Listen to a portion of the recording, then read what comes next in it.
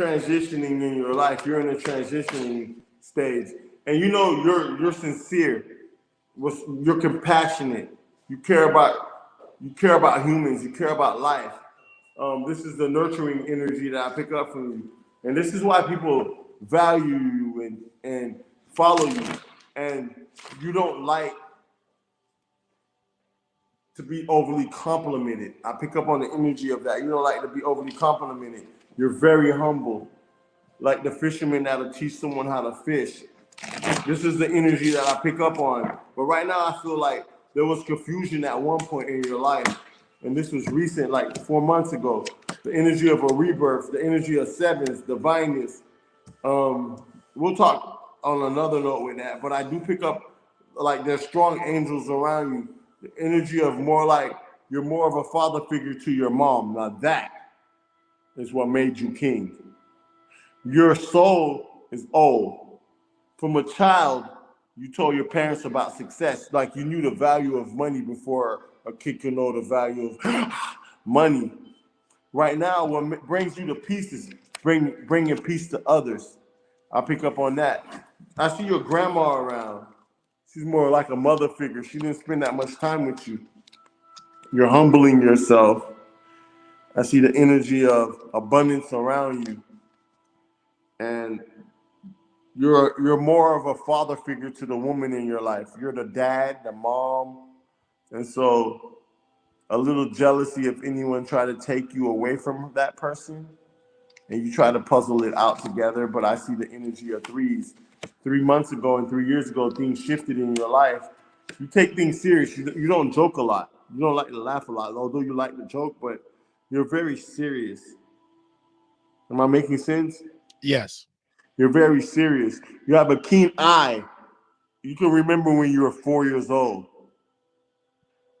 You're the child that would take a TV apart and try to figure it out. You're the child that's the black sheep. The energy of 5, the energy of abundance, the divine energy of 7 and 11 follow you. You have a higher consciousness, and you're smart enough. You'll ask a question that a preacher can't. You'll ask the preacher a question that he can't answer. As a kid, you didn't question God, but you questioned why. You questioned why. Why we gotta suffer then? But why? And then you became I see you in front of millions. It's not stopping here. Because at one point you was gonna stop, but something drastic happened. Your mind was all over the place. Then you got stability. Because you're not doing this for just us. You're doing this for a peace of mind. And you bring love to the table. You bring closure to people. You are a prophet. Wow. You can't run from it. You cannot run from it, my brother. You cannot run from it. Like you can have a racist friend. I didn't even like black people, but you're different. Like you bring closure to all. Am I making sense? Yes. But right now, what I see in your path is the 9. This is the rebirth. You're becoming something different. You feel something drastic is going to happen in the world. You get signals. You get downloads. There's a little blockage, but we'll talk in private about that. You have meaning. These people ain't just following you for no reason. You have structure, family structure. Like,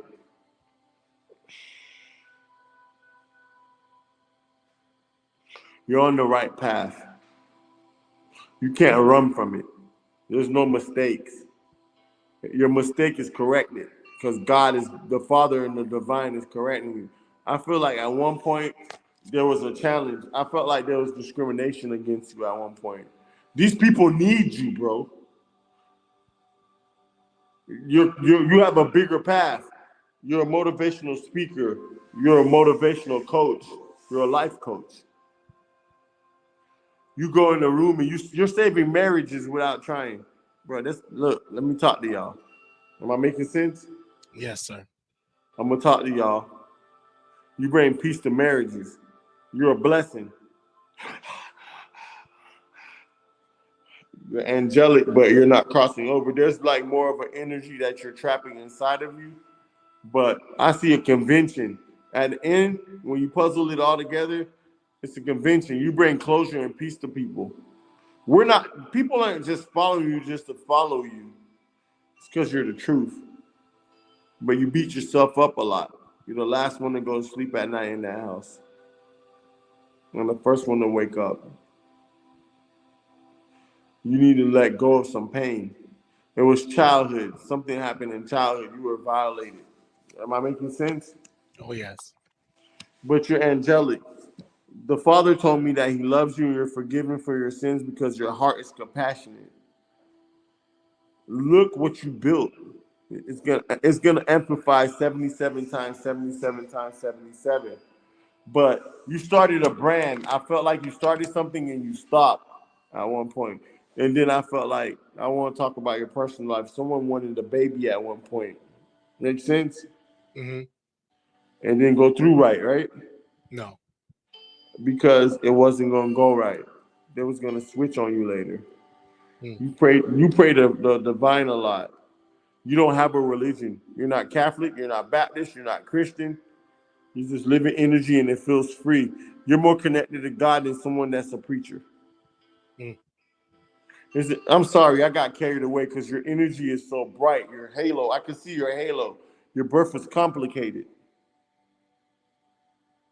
Your mama never told you that? No, like my mom never talked about that. No. You know, I'm getting carried away because you invited me and I do respect you. So, Right, because I'm recording it so it won't be to the general public, but wow, that's something. yeah, I do read celebrities and stars. There's double M's in your palm, and your left pinky got multiple lines that go through it. That's why you have deja vus. When you're happy, everything you want comes to you. But you're lately been trying to you put yourself last too much. Wow. You're an old soul. Yeah. I'm sorry. I got carried away because actually Yeah, I I heard am. a lot of great things about you, but actually meeting you and feeling your energy is a blessing. Wow. Have I lied about anything? No, no, no, no, not lying. You're led and guided by something. You had to pull away. And if you go back, you're going to live the same pattern. You're really that person's blessing. So right now, like it's about focusing on you and the bigger pattern of you. You're creating a brand, but I really see you with an organization. I see you feeding the poor. Like you distanced yourself from everybody and then now you figured everything out. It's about giving back to people. It's about love. It's about cherishing that. The divine is talking. God talks to you through downloads. For example, if someone comes to your house, you're gonna be the last one to sleep. It's nothing wrong with you. Whether if it's your mom or your brother, you can't rush in this situation. Mhm. Everything's you. Everything around you reports to you. You're humble. But you have to distance yourself from family for a bit, and you did. And you had to start over. You had to sustain yourself from everyone. Now you're back. Make sense? It makes a lot of sense. I'm sorry, I get carried away. It makes wow. It makes a lot of sense. I was distanced from my family for a couple of years. You were abducted as a child. You picked your parents. I feel like you don't have a close bond with your dad like that. I don't. I was. Don't beat yourself up. And I feel like he's gonna circle back around. And I really feel like you're a blessing. I feel like crying, man, because you extended too much. I can feel your pain. Mhm. It wasn't fair back there. Oh, It really wasn't. And then like you build people up. You're in the valley of decisions. Like you stood strong. You're strong minded. So it didn't affect your mind. But whenever you're in somebody's life, you change their life and then you're not acknowledged. that's true. You bring in peace and closure. I feel like the energy of like, have you visited your grandma I have. Yes. recently? Yes. She's happy. She said thank you. Mhm. You're two sided. You're spiritual. You live in the spiritual world. You feel Yes. people energy like you leave right on time. You can go somewhere. It's time to leave, and if they don't listen, something bad from that happen. Before you left, this what happened. This what happened. It's been like that since a kid. Your grandma's proud of you, but she feels like you're beating yourself up. She feels like she's more like you. She said she had to cut family off too at one point. You started writing and you stopped. Does this make sense? You said writing? Yeah, when you write things out, when you write out your plans, Yeah. you stop and then you're starting off. It's like a blueprint. You're a master builder like a Jay-Z, but everybody wants your attention. That's true. That's why, but you beat yourself up if you can't give your attention to everybody. That's true. Stop doing that. You're angelic. You need to definitely take a cleanse. There's something blocking your money.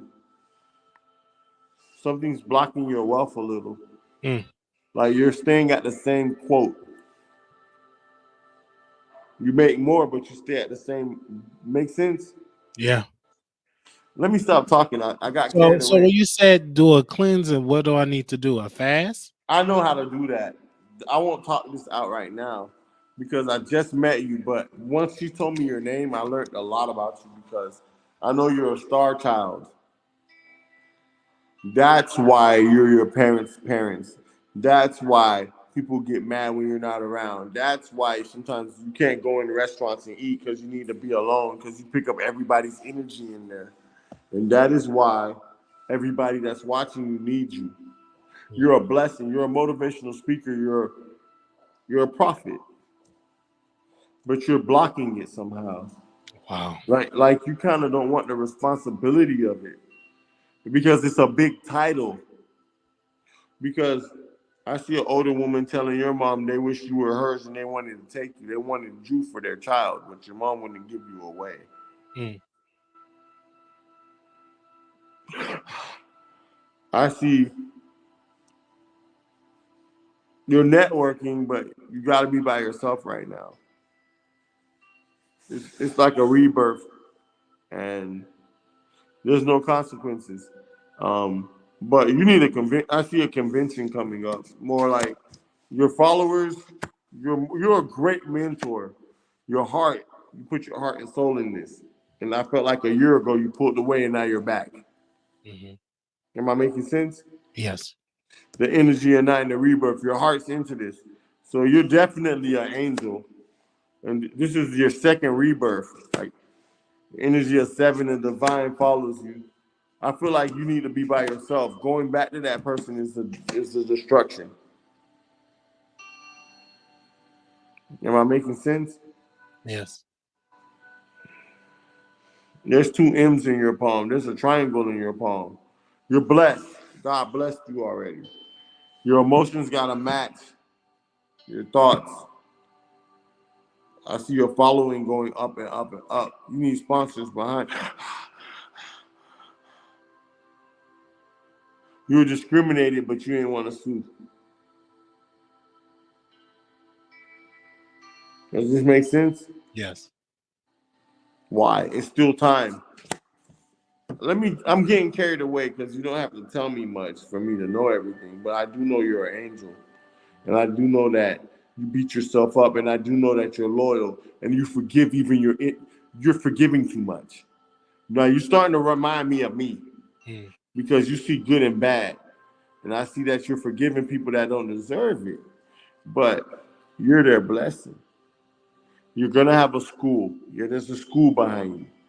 Because the way you think, the way you move, the way you process, and the way you forgive, ain't just because who you are. People, you're a mentor, and you definitely are a prophet. But you're not. You're so humble. You don't want the title Mm. because I feel like they get judged harder. It's like that you'll be more aware. You're waking up. Something wakes you up. Like a spirit shakes you sometimes. Okay, am I making sense? Yes. I gotta meet you in person. There's a little blockage that's blocking your wealth just a little bit, but you're really a teacher and you're a healer. And if someone was slow in your past life, you used to teach slow kids. Because I can look at your life like that's why all children love you. I'm sorry. Is there? I'm getting carried away. So, have I lied to you? No. But there's one thing missing. You do need to take a cleanse. Your pineal. Sometimes you feel pressure in the front of right here. I Your can have sleep that. pattern is off. No matter because you're third. You're an angel, man.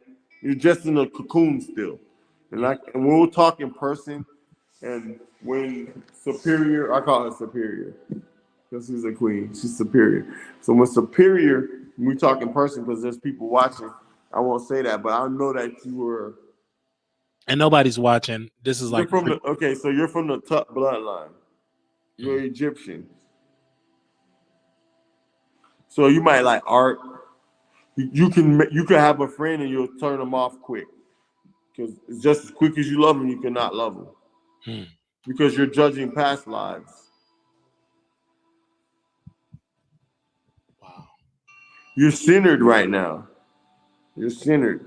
Now you got something going. Did he go off? Yeah, I'm still on. Okay, so am I making sense or should I shut up? No, you're making a lot of sense. So now you got to question yourself. Why did we let this happen to us when we know what's going to happen before it happened? But I gave that person a chance, knowing what's going to forget all of that. Wow. You've been like this since a kid. You knew on the playground, I'm going to fight him and we're not going to get along. You knew who you were going to fight as a kid. Me and this kid not going to get along. And you know I'm not lying. You knew who you were going to have conflict with as a kid. That's how higher senses is. Like, he don't like me. We might fight. And y'all end up fighting. But after you fight, they respect you. Because just as humble as you are, I don't want to meet the other side. But right now, your grandma's talking to you. Your ancestors is talking to you. That's why you're waking up at witching hours, 3 o'clock, 4 o'clock. You're going to wake up at weird hours. Make sense? Yeah.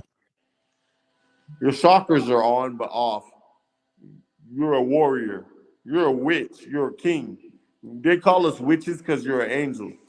But now this is where like you're going more organic. You're thinking about your health and you're thinking about your blood flow. You're thinking about nature. You're thinking about rebranding your whole brand. Make sense? Yes. And it's gonna go good. But you need knick knack paddywhack, give a dog a bone. And sometimes this old man came rolling home. But did you visit your dad? No. Have you thought about it? I think about it a lot of times. You need to do that. Mm-hmm. It's gonna bring peace and closure. Because he's beating himself up. He said he's thinking about it, but why hasn't he done it yet? Mm-hmm. I'm telling you something nobody knows. You're gonna be spiritually wealthy and mentally wealthy and physically wealthy. One thing stopping you back. You have to gain control of your emotions. You gotta simply want it. Because everybody wants you. You're being pulled in so many directions. But what you're doing now is gonna reflect on the world because you are. And I am saying this from the mind of the Father. You are, and you am, and you am you are a disciple of the Father, and you are a prophet, and you can't run from it. Your birth was rare and complicated. You hung around older kids. You're not just doing this for you, you're doing this for everybody so you can leave a legacy behind. And I mean a powerful legacy. And I say churches and even if there was Baptist, even if there were Catholic, even if there was Muslim, everybody gonna tune in to you. It's bigger than you think it is. And you humbly doing it. Humbly. You're waking up around 639 hours. The master builder hours. It's all gonna make sense when you visit water. That's why you need to be around water and nature.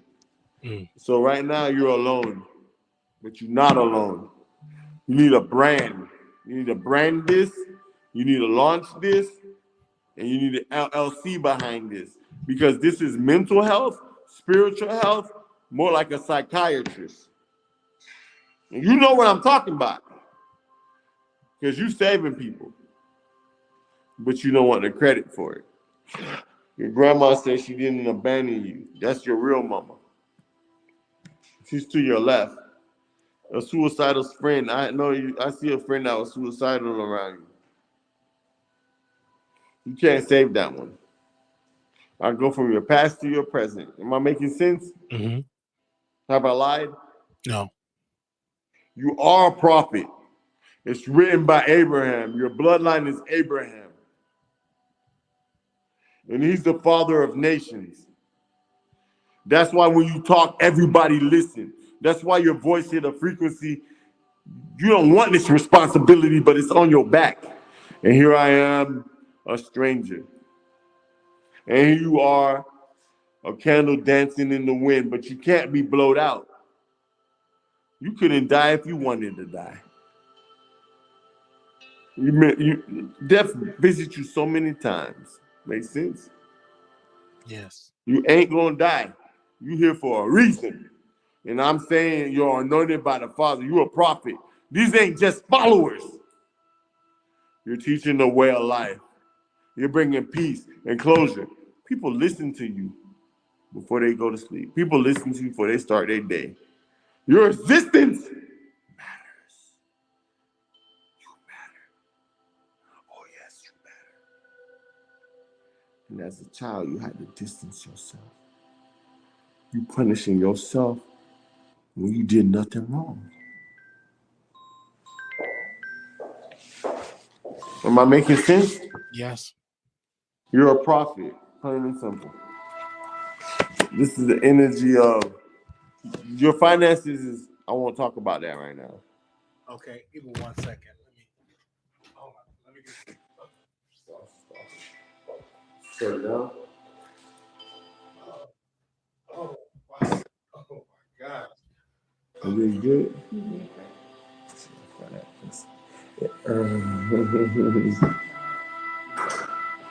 He's fat. I ain't gonna lie. He's fat. Anytime between times, time is up. He has a good soul. I'm gonna wrap this up. Is there any questions you want to ask me? No, you said the financial part to get by water, so get baptized. It's not baptized. You need to feed your ancestors. You're a Cenat, which means like the Vatican worship you. That's why as a kid you used to have premonitions and deja vus. And you're the type of kid, if you don't got money, you can walk outside and run into money. Look what I found. You're chancy. And everybody that do you wrong, they don't do good. That's true. Stop beating yourself up. You gave them a fair chance. You can't save that one. Wow. You can't save that one. I'm talking to you in ways nobody else know but you. That's true. You need closure. You're not the mistake.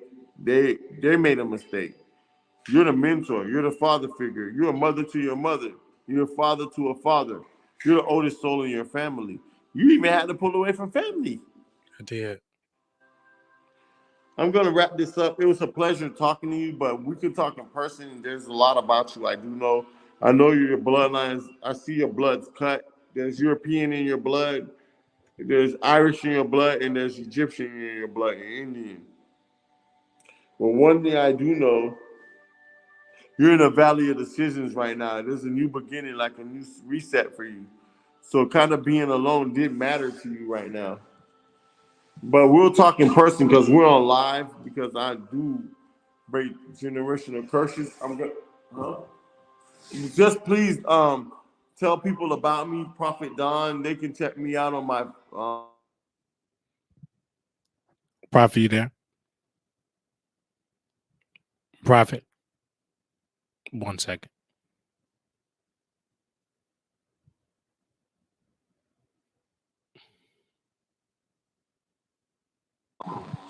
I'm You're gonna back. wrap this up. Go ahead. I'm back now. The phone was ringing. You're prophetic. You're an angel. Stop beating yourself up. You love hard, and you need peace now. This is your rebirth.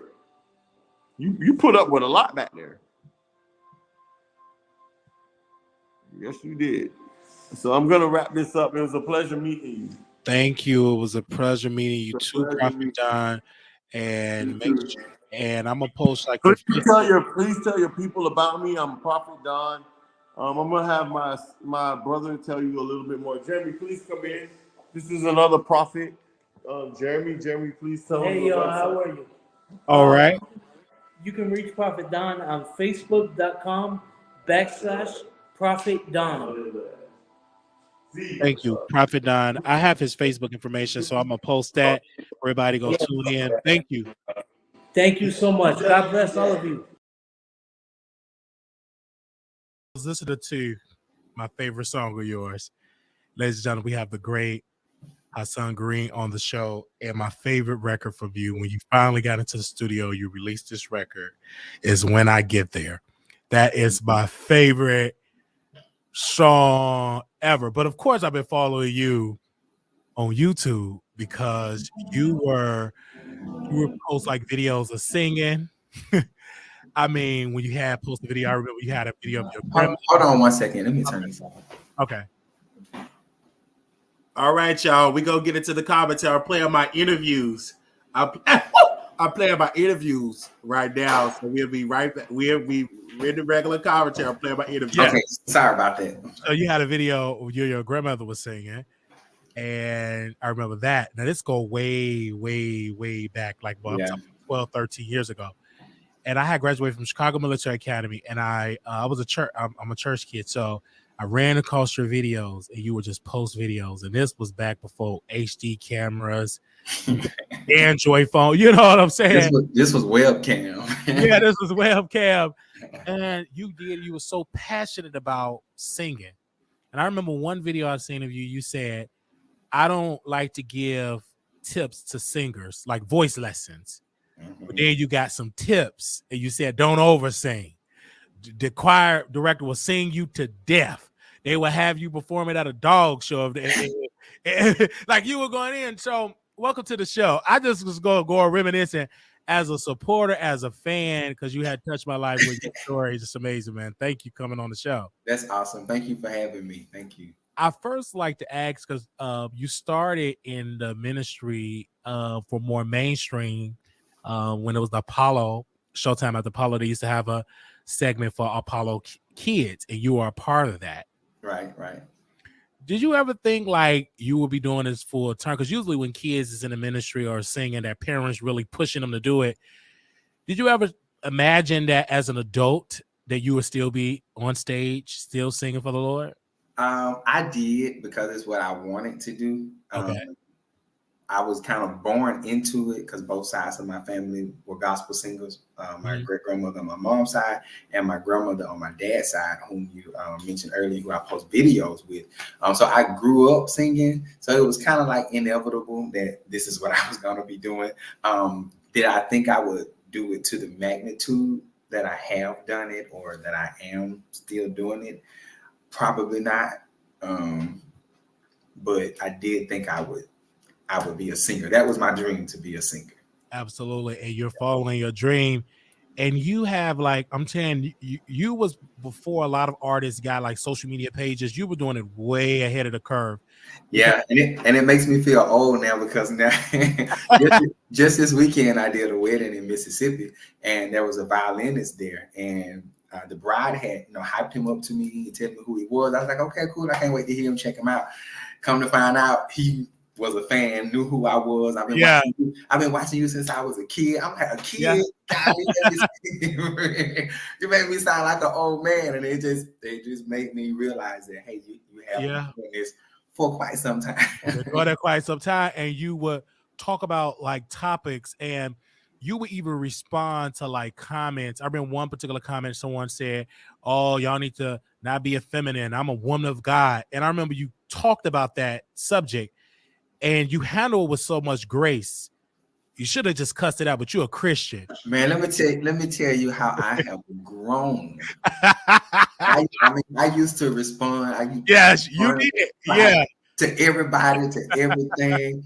And then I grew up and I got older and I learned you don't have to respond to everything and to everybody. So now I choose my battles and I let these people have their way on these social media platforms. Yeah.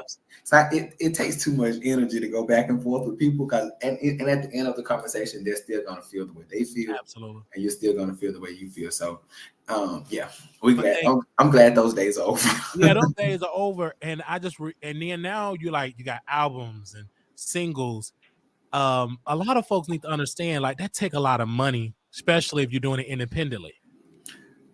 Very much so, and I'm still doing it independently, which is why it takes a little bit longer, to have things released or to do, to produce those projects.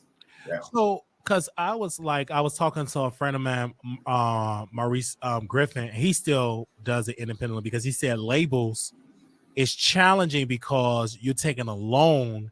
And if you don't pay it back, you in the hole again and again and again. And you could just come out better, just fund your own project. You got more creative control than what the label believes. Is that still true? Is that very, very much so? I mean, it may take you a little longer, like I said, unless you have, people who don't mind sewing into you or investors or whatnot. If you can run into those type, instances, then it does help. But some artists prefer to do it the independent way. For those specific reasons. You have to meet deadlines and you have to do what they say, how they say. And I just had a conversation with some friends of mine yesterday on how the industry has become so commercialized, and not so much just the industry, but for as the gospel lens and the gospel aspect. It seems we've lost our authenticity with being creative.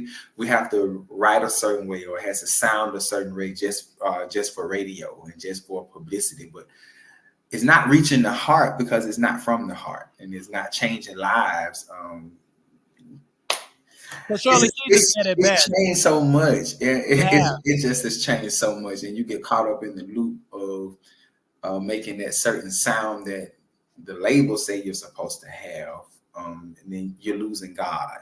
Yeah, because I remember yokes will be broken with some gospel song. That's why a lot of people I told to they go back to the old gospel songs. Because it still got oil on it. It still got the oil on it. This new stuff, you don't know if it's trap, more like hip hop. It's worldly. Honestly, I come from and then not so much of it being the worldly sound. It's the lyrics. It's the content, the context. Like the people of old, they wrote from experience as well as scripture, and it was God inspired.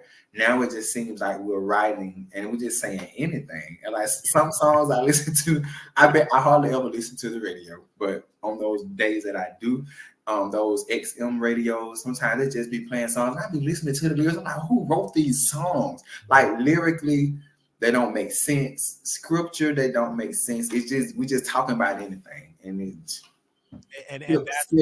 people get lost from that because they know God is not in it. And when I go back to your voice, it's very powerful because you're sticking to the root. You're being led by God to put that music out.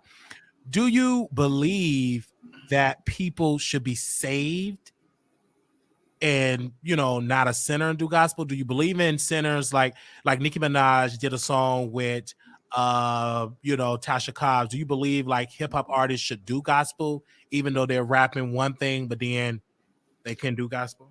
Well, my response would probably be unorthodox because I don't believe in boxing artists into one genre.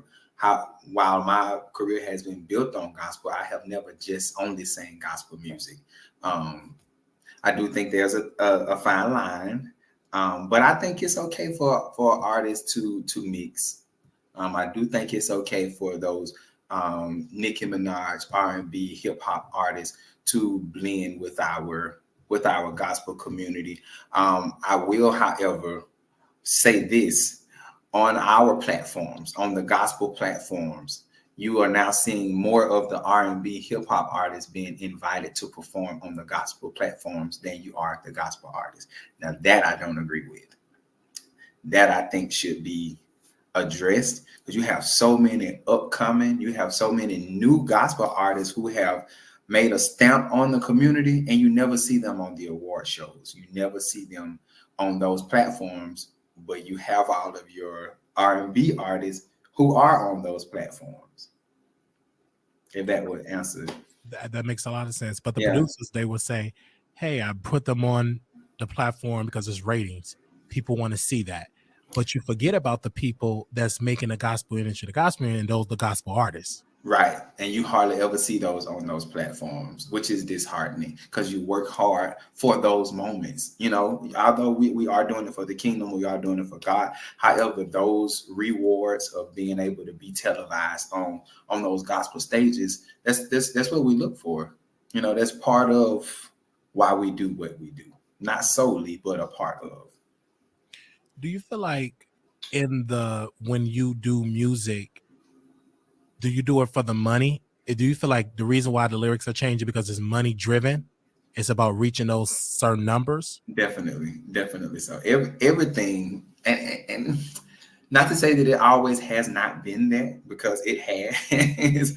It has. It's just more potent now, more widespread now, that hey, we gotta make this money. And like you just referenced Maurice Griffin saying that, hey, if a label fronts you the money up front and say, hey, you got to make an album to produce the sales to pay this money back, and if you don't do that, then again you're in debt to that label. So you'll find artists will do what they have to do to make that happen, and it's definitely money driven. Yeah. I want to ask a top question when it comes to who would you like to work with, like your dream collab, whether it's anybody that you would like to work with that you haven't worked with. Well, if anybody has followed me, you know that John Legend is my favorite artist of all time. So to be able to work with John on a single, on an album, on a writing session, on anything would be super, super dope. John Mayer, I love him as a musician, as an artist, as a writer. I think that would be super, super dope to work with him. Babyface, everything he touches is just gold.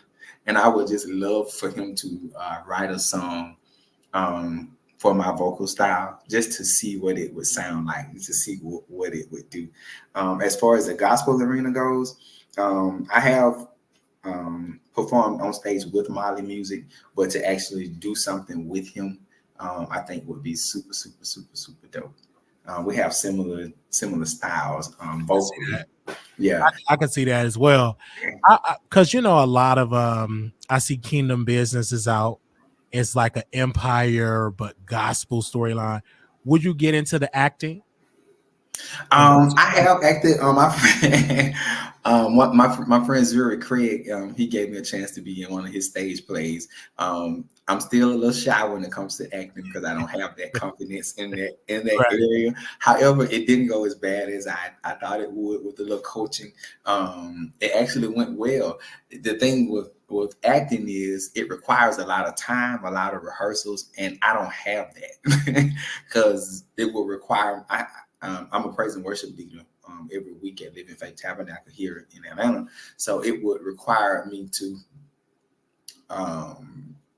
neglect a lot of my obligations. I put it that way. Like I sing at a lot of weddings, and a lot of those rehearsal times would fall on those weekends. So that has been the hesitation and the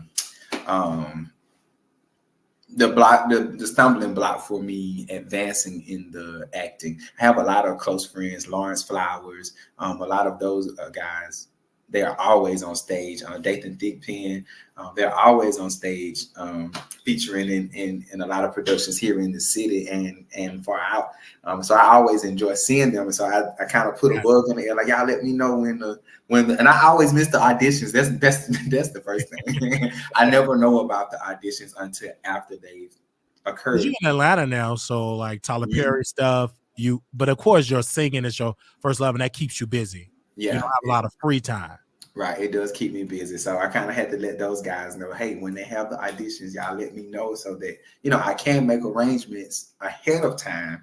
Like if I know ahead of time, then I can make those arrangements so that I can participate, at least to get an audition, even if I don't get picked.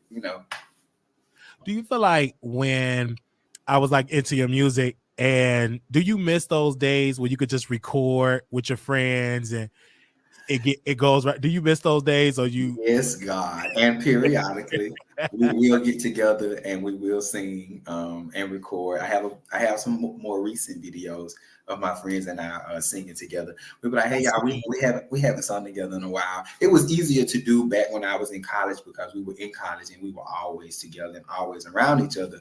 But now we're older and everybody has kind of dispersed into their own areas, and it's not like we see each other every day. So Right. we do kind of take advantage of those times when we are together. And I'm so glad you're still doing it and you're mature now, and to the fact that you're still putting in the work. And I was like, man, I'm gonna reach out to, because I've been following for, like I said, a long time. Yeah. I was in Chicago when I first started watching. Now I'm in Dallas, and I'm like, man, he's still singing. And I love your music. I just say keep going. I would also love to like get your idea of, if you have to pick one, are you a Pace sisters or the Clark sisters? What? You gotta pick one. Man.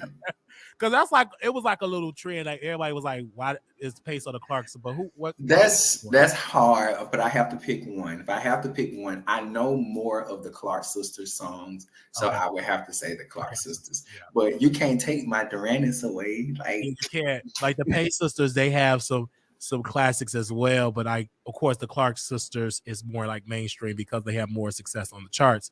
yeah. But I remember back in the day, like when you were singing, and now into your music now, do you think that gospel singers should do more like videos with their stuff? Because back in the day, Kurt Franklin was into it, and I think he recently thinking about, he did a documentary about his father and stuff. But do you think gospel artists should do like more videos with their music? Or Yeah, that more music videos. Yeah, more music videos. Listen, we are in a digital viral generation. If you do not have a video, you're doing it wrong. Like Right.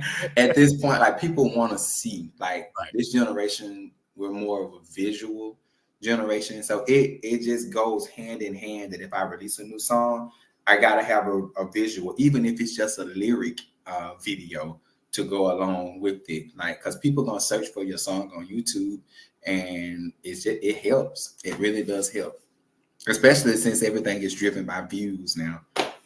Everything is driven by views. TikTok have came in and changed the game. Now a lot of artists are finding stuff. Well, what can go viral on TikTok? You know what I'm saying? Yeah, even if it's just a snippet. If it's just a snippet, it's that way.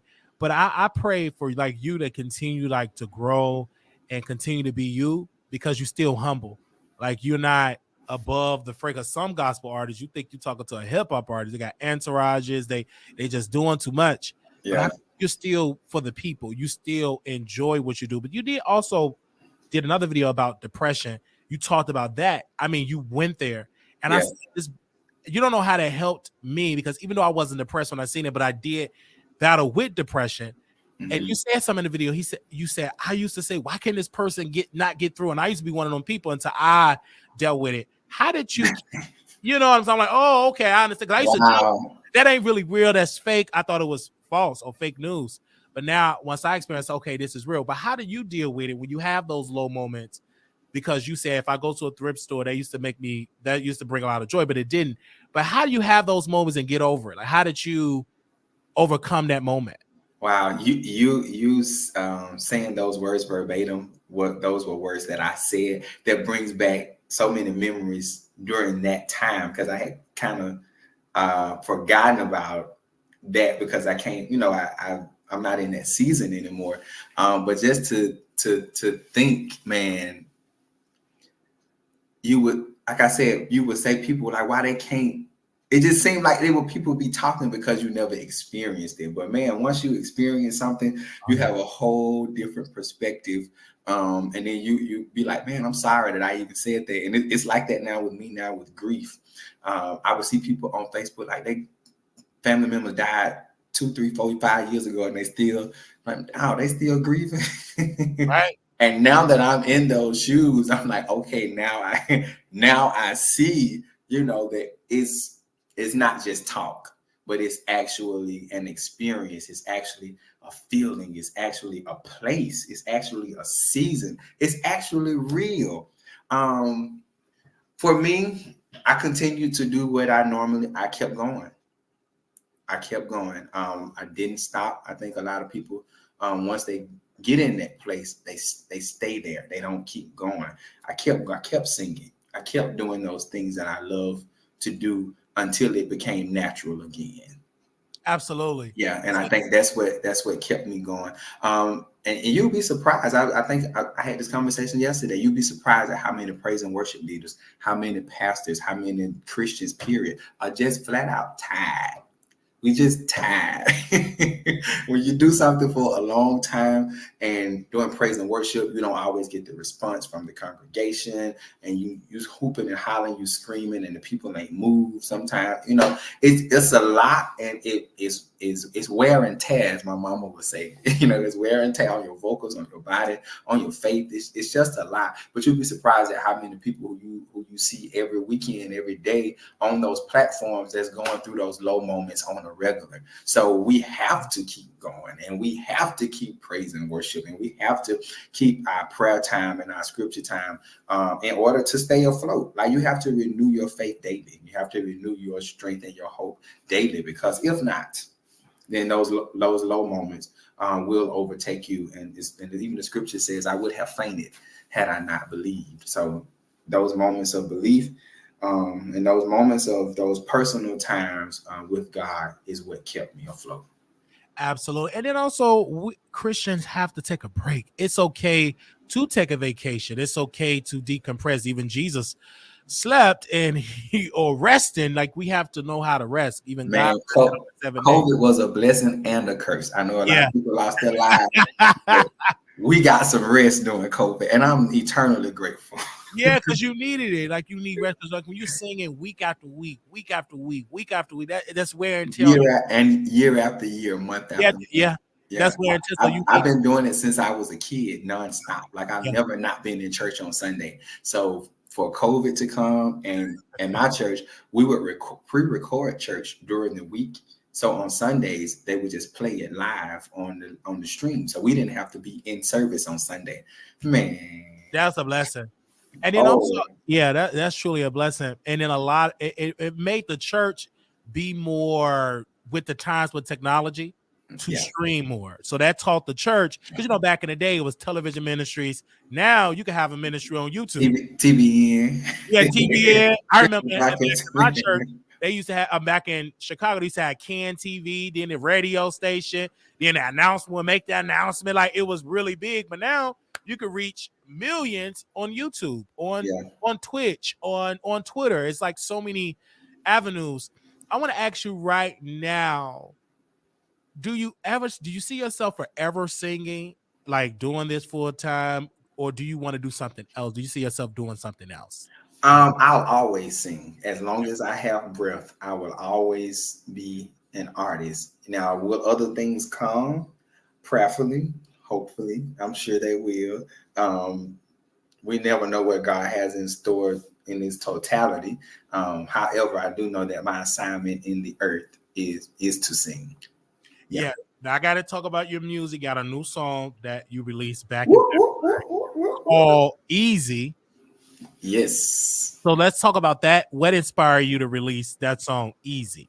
So Easy came from, I sing at a lot of weddings, as I stated before, and I do a lot of covers. And so I don't have my own R&B love songs. All of my music is gospel. So I was like, God, I need something that I can sing that has my stamp on it. That's mine. And so I got the track made, and I did this in the reverse. Normally the songs come to me, I hear them, I write, I sit down and I play and I put it together. This time I got the beat made first, the instrumental track, and I sat down and I wrote to the track. And there came Easy. It just came to me. God gave it to me. I love that. And make sure y'all go get the record. How can people book you? Because because you travel all over. So how can people get in contact to book you if they want you to sing at their wedding? Yeah. So you can follow me or reach me on all social media platforms: Instagram, Twitter, Facebook, at the Hasan Green. If you're on social media anywhere, the Hasan Green, or you can just send an email. It's HISMEAL2007 at gmail.com. So hismeal2007 at gmail.com is where you can send any inquiries to. I don't have a website just yet, but that's in the making, coming soon. Absolutely. You can stream his records on Spotify and Apple Music.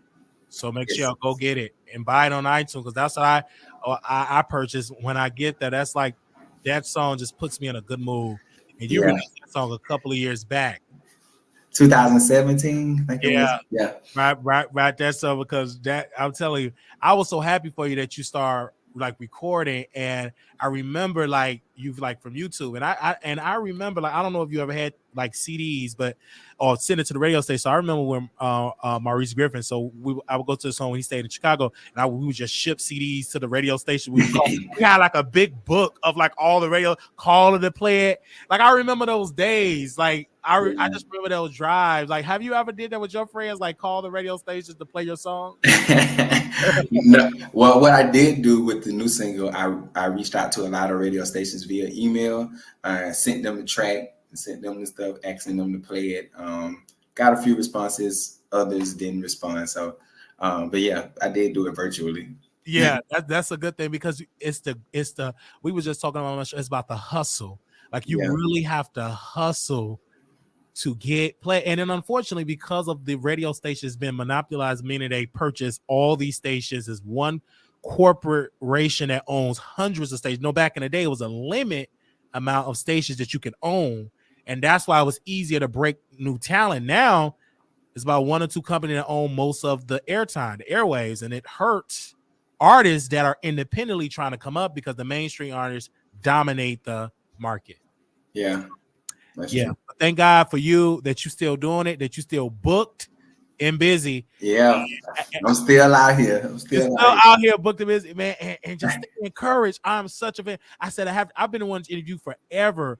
And I said, man, I'm gonna hit him up in this season. I said, let me hit you up. And you responded. I said, thank you, brother, because you are extremely talented. And thank you. God, doors gonna continue to open up for you. I just want you to stay encouraged, because you have helped me and my family. My mother loved your music. Like, we just, I used to play you all the time, because back in the day, that's it. That's all I did. We couldn't go to no club or anything. And I grew up in the hood, so it was just YouTube and church. YouTube, watch videos in church. So it was just amazing how you just inspired just a generation of people. Like, you are, I hear your vocals like with different other artists, like your sound. Like, I hear that, but you keep on going. You don't get discouraged by the naysayers, because you have a gift. And I'm glad you're still using God for God's glory, and not trying to be a full-time R&B artist like some other people that start the gospel and now they R&B.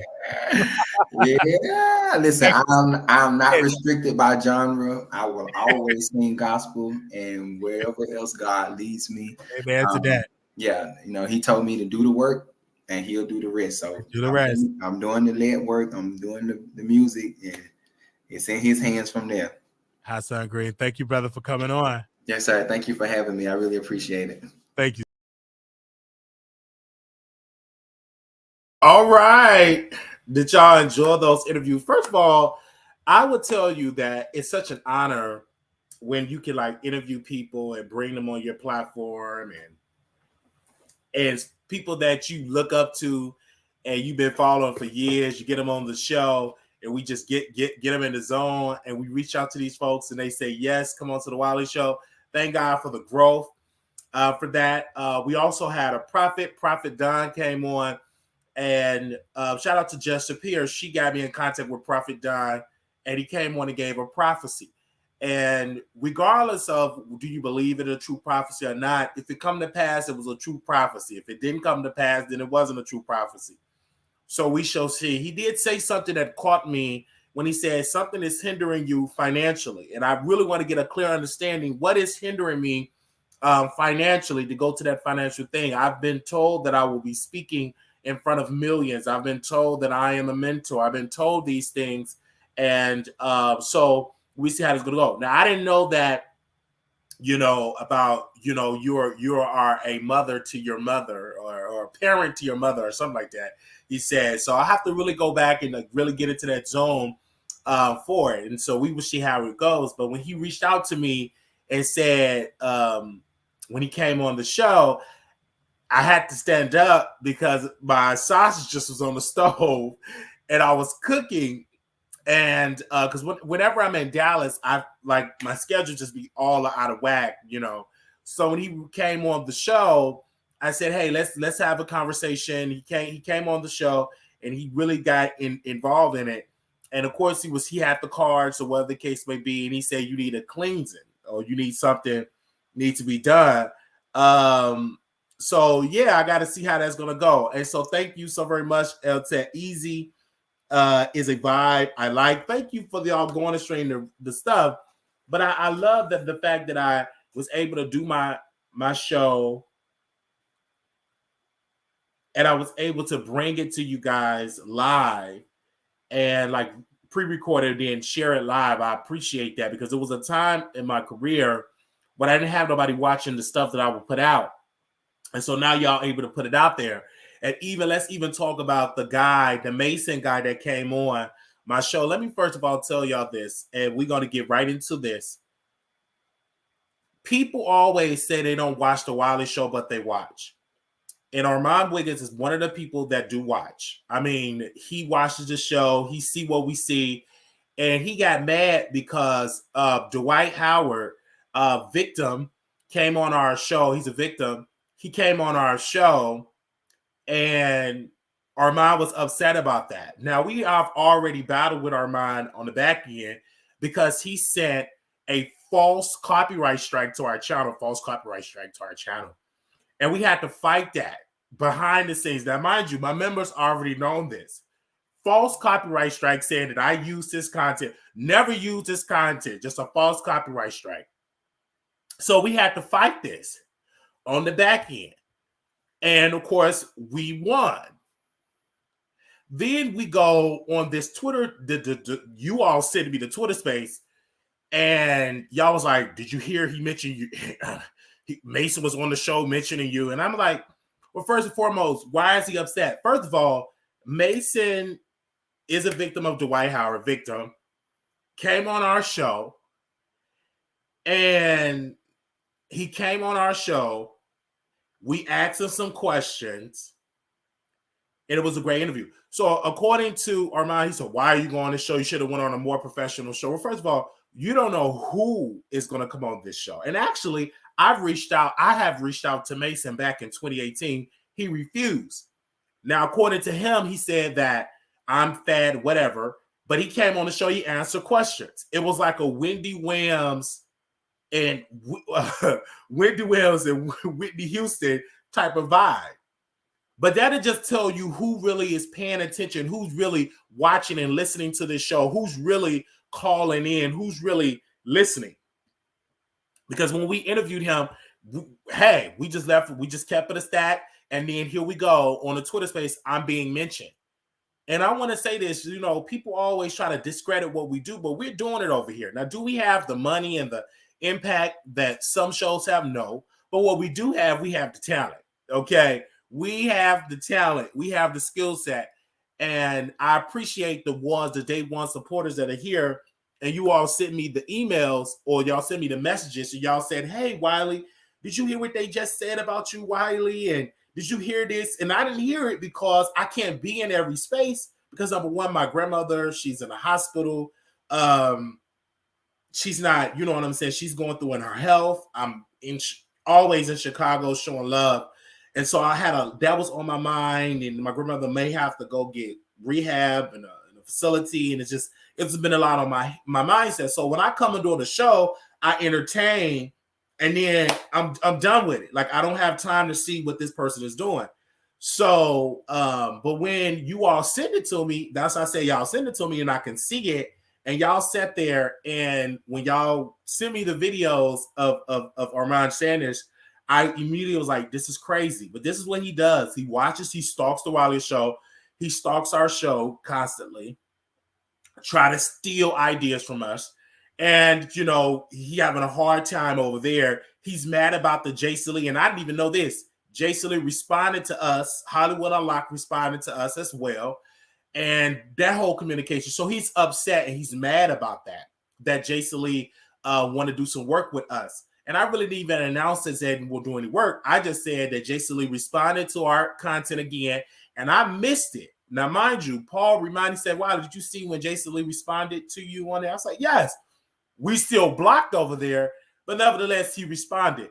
So all of this is going on, and yet we're entertaining everybody. We're entertaining, which is great. Now folks are saying, you know, Wiley, why you interview Mason? Well, first of all, Mason, the guy, the Dwight Howard victim, he came on the show, okay? He came on the show. He kept saying, do you have some more questions to ask me? Regardless. I just said, hey, I was live. I send that message like I send every guest. Hey, I'm live. Either you call in or not. And because the sound he called in on Instagram, I said, you know what? Let me just go ahead. So next time, I'm going to just start sending people the number and say, hey, I'm live. You can call in. But this, if y'all missed it, the victim called into the show, the victim, and his name is Mason. He is a victim of Dwight. And he is one of the victims. And now he had came out and said he wasn't a victim. And he have a book, Industry Hole, which we're going to buy the book. I'm different because I actually read these people books. I bring these people on. We're going to get into Jada Pinkett Smith book. But these people, they do it. They me and Armand, we don't see eye to eye because he's sending false copyright strikes. He does this stuff trying to demean us. Didn't know that legally you can't send this stuff because you don't own this content. And he thought he owned it. And this guy, we had to fight it. It took us about a good strong 10 days. Me and my legal team, we fought it. And of course we won because we was waiting on the court order to see that he owned it. So we're just waiting. And so to find out, it was all a bunch of lies that he tried to do. I don't F with Armand Wiggins. I feel like he's a very shady, mean, nasty person.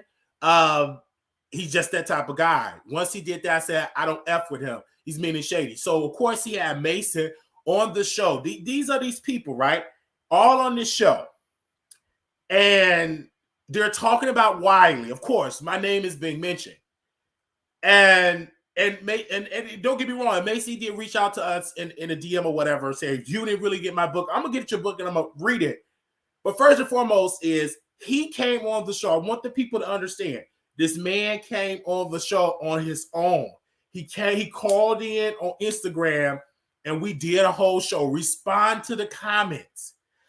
That's how it's going to be, people. They just going to call in. It's, hey, and we go interview them. And for the people in the back, you don't need all the money. You don't need hundreds of thousands of dollars. You don't need all this expensive equipment. All the thing you need some good Wi-Fi. You know what I'm saying? Bring them on and get to talking. That's what make the Wiley Show dope. It's because we have our own way of doing things. I don't know why Armand Wiggins struggling over there on Twitter, struggling. Why is he mentioning us on Twitter Space and talk about Cardi? Why I'm being mentioned over there? First and foremost, I got him blocked on all my social media because he decided about 2 days ago to unblock us from all the Twitter Spaces to Twitter and stuff. And I immediately blocked him because I don't play this game that you unblock me and then re-block me. I don't play that. Once you unblock me and blah, blah, blah, I'm starting getting alerts and I'm like, let me block you back because I'm not coming to your Twitter Space and help you on Twitter. I'm not doing that. I'm not coming on there. I'm not going on there to argue. Absolutely not. The answer to that will be no. Now, when this person was a victim of Dwight, he also said some other stuff. We'll get into that in another video, but he said he was a victim. He had came out a couple of years ago, said, I am a victim by Dwight. I'm a victim. He assaulted me. That is what Mason said. And now he's trying to get amnesia and try to ignore. It's just like, I don't understand. You're trying to ignore it. Now, you can insult me all day long, but you're still a victim. You're still a victim because you said you was a victim. The reason why this man's picture is all on the internet, because he came out and said he was a victim. Do you hear what I'm saying? This was something that he just ignored it. Like, oh my gosh, we didn't know. He came out to the world and said he was a victim. That's why his picture came out. And I was like, well, wait a minute. No, my team members, they was like, but he did come out and say he was a victim. So you didn't lie on him at all. It's just that he just was doing this because Armand Wiggins must have paid him to come on and insult me because maybe, I don't know, maybe him and Armand Wiggins was getting it in. I don't know. I can't really give you that assumption. But I find it quite strange that my name is being mentioned and Mason being on the Twitter space. Is this all a setup that Armand Wiggins did with his lover, Mason? Did he make this all up to insult the Wiley Show? I don't know. I could honestly say it could have happened. Maybe he slept with Mason and put it all out there. I don't know.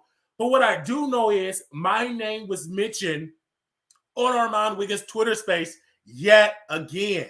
And I just like, for me, it just make my skin crawl that the great Jason Lee, he don't do all these backhanded deals and backhanded compliments and stuff. If he F with you, he F with you. If he don't F with you, he don't F with you.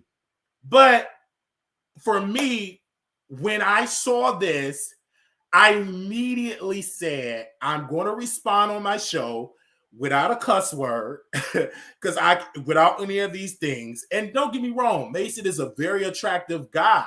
And my heart aches for him that he was a victim of Dwight. It aches, you know what I'm saying, that he was a victim.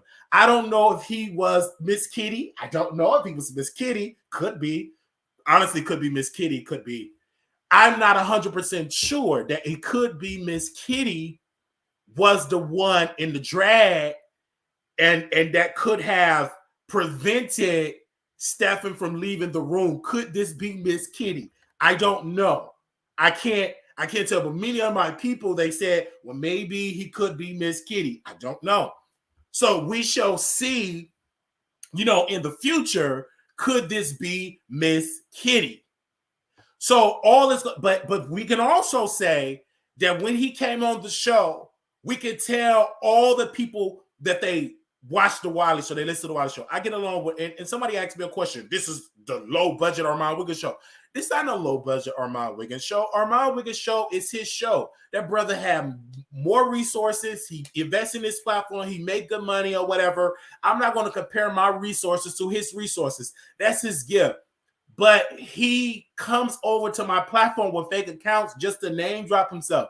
Like, nobody got time for all of that type of stuff. Nobody got time for the insults, because at the end of the day, I'm me. On my show, I do what I do best, and I interview people. I bring people on the show. We have profits on our show and everything. Did y'all get into that? We had a whole profit on our show.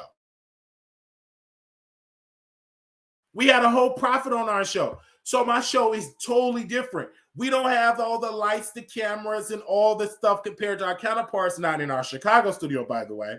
But what we do have, we have a gift.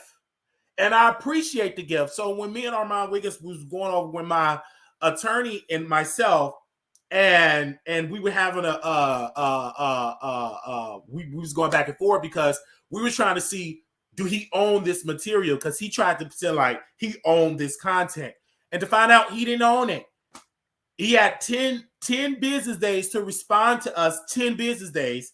He didn't have the 10 business days. He didn't have the content. He didn't own it. He didn't operate it. And he lost. He was so shocked that my team, my legal team, great people, by the way, they responded and said, he don't own this content. This is original content by the Wiley Show. And to find out, we was victorious. We beat him at his own game. And shout out to my members, because my members, they was the first to know about this. They were the first to know. I notified them first. And I notified them first once we won our legal victory. And we now telling the world that he tried to do an undercover thing trying to destroy us, all because he was mad that we are growing and picking up traction, and we have great interviews and we have great people on our show, and we're not going to be stopped by the fraudulent fake behavior of Armand Wiggins. It's so fake, very a fake guy. And so this is what we do over here at the Wiley Show. So we dive into it, and then let's keep it all the way a stat that Mason also named T.S. Madison and said that T.S. Madison and Dwight had an altercation, that she's a victim of Dwight. And that question did not come up. Now, we did reach out to T.S. Madison team.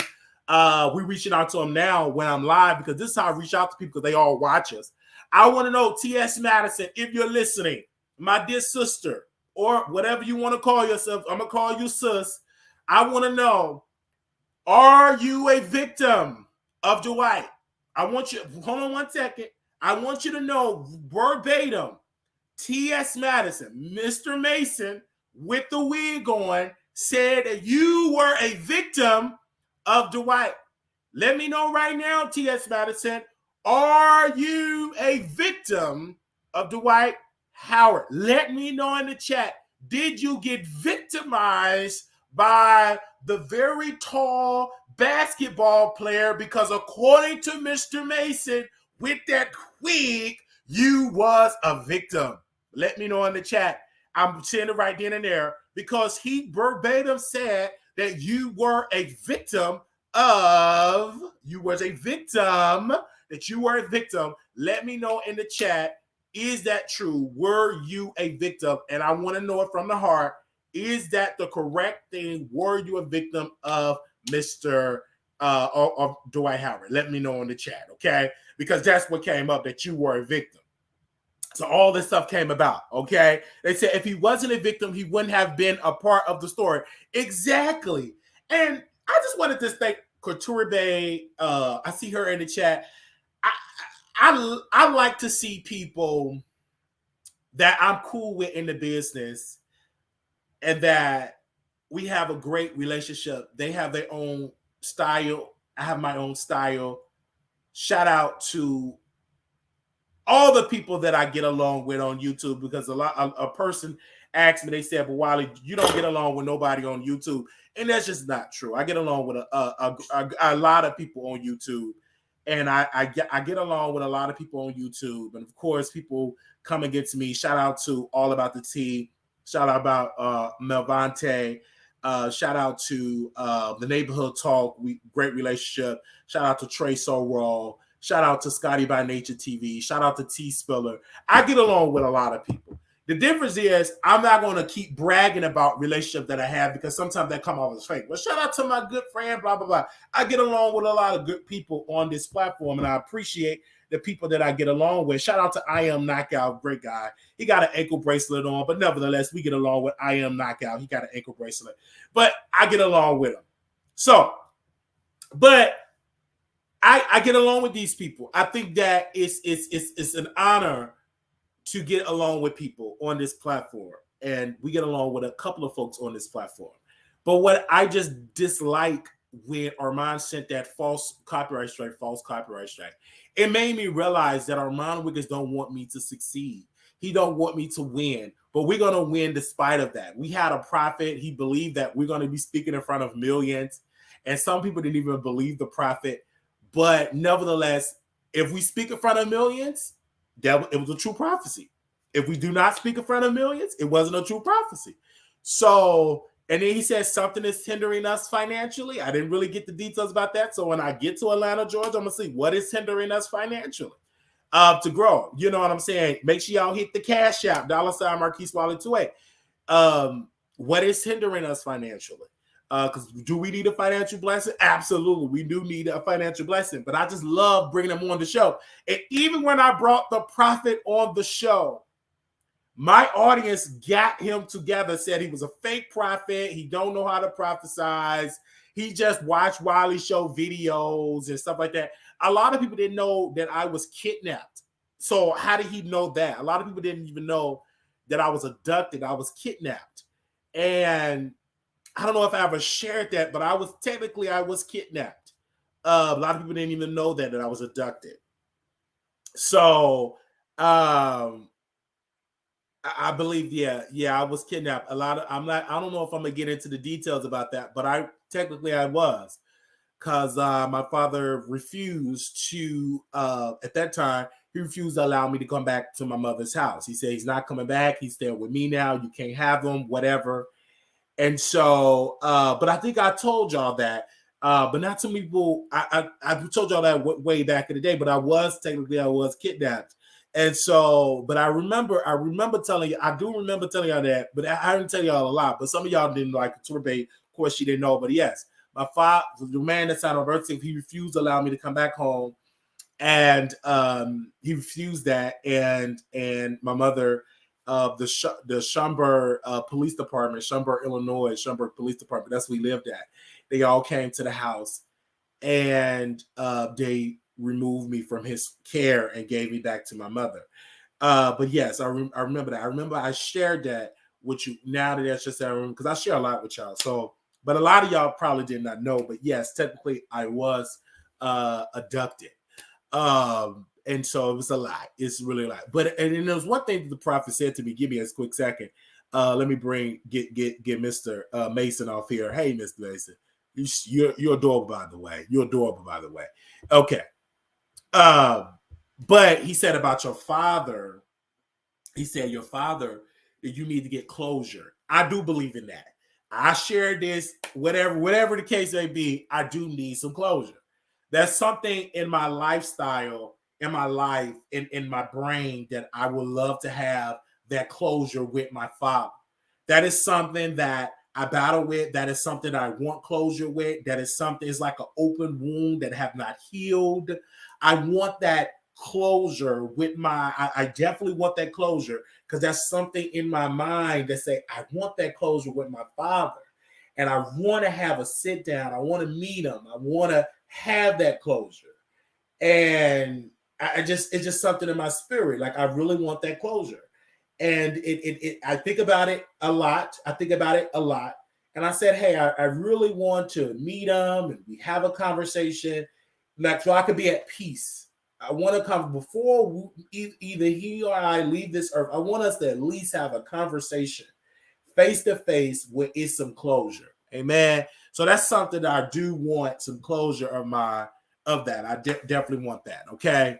But it was good. It was good to have that. And I never would have gotten him on the show if it wasn't for Jessica Peer. She called and she said, hey, he want to come on your show. And I said, fine, you can come on the show anytime. You know what I'm saying? My door just open. And we even had the other guy on the show, Hasan Green. I've been following him for years. I've been following him since I graduated out of high school, 2009.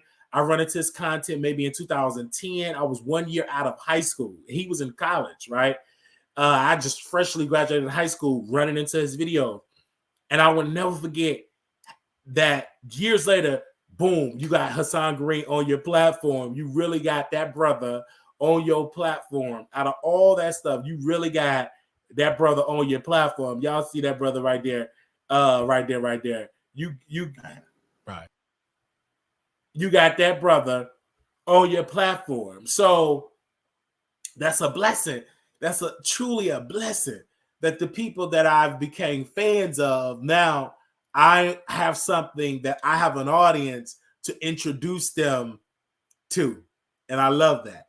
So it's amazing. But when it comes to like this new format of people in my life, I said, man, I'm here for the challenge. I feel like everybody a year is going to come. I see Couture Bay. I see greatness for her. Number one, she have her own style. Number two, it's no jealousy.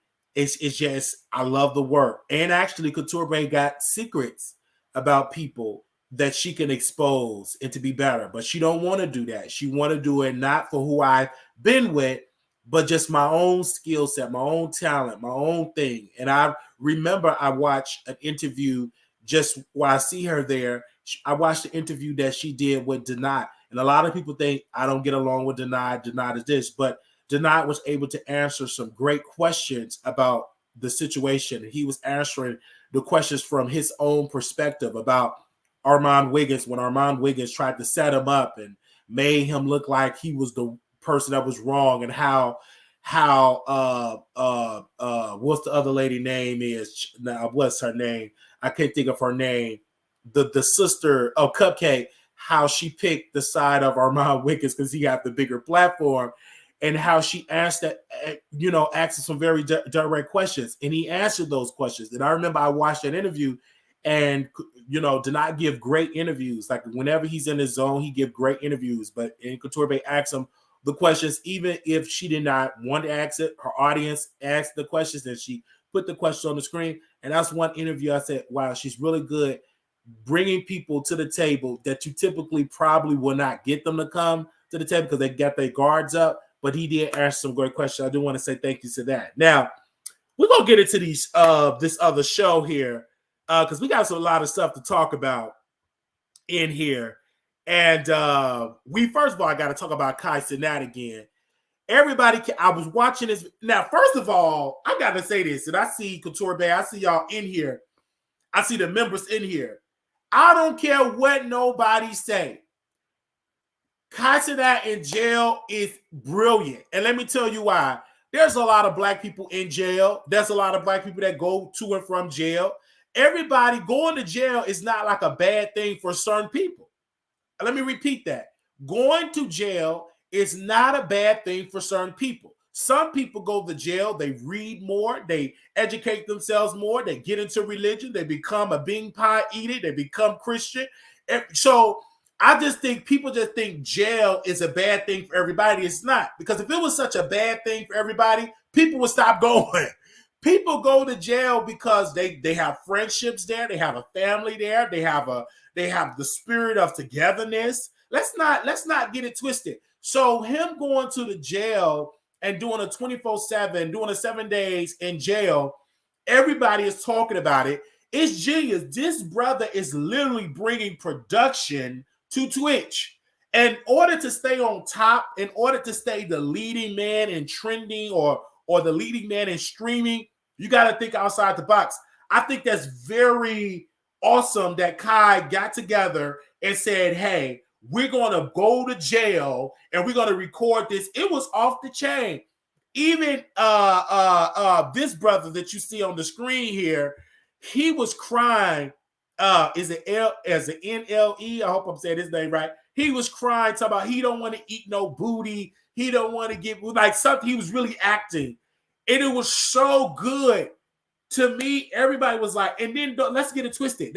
Even Twitch had sent on there and said that it's mature audience only. Thank you, NLE Chopper. Thank you. That's his name. So it was good. I had a good time watching this show and watching this all play out because I have brothers in and out of jail. If it's so bad, why you keep going? Obviously, it's some greatness there because you keep going back. So people was getting mad at I don't agree. Why in the world is they allowing, he glorifying jail? First of all, it's content. If we getting mad at glorifying jail, we should start watching Orange is the New Black. Hello. Whitworth. Hello. We should start watching 30 Days in Jail, 40 Love After Lockup. Hello. So why are we not criticizing those white-owned corporations that are glorifying this, but when a black man that's hiring other black celebrities to make it, why not? Why are we getting mad at that?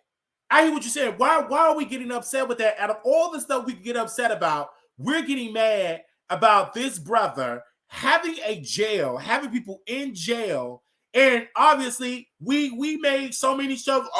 What was that? What was that? Shawshank Redemption. Like it's so many shows, so many videos or that talk about prison and jail and glorify this stuff, right? It's a form of entertainment.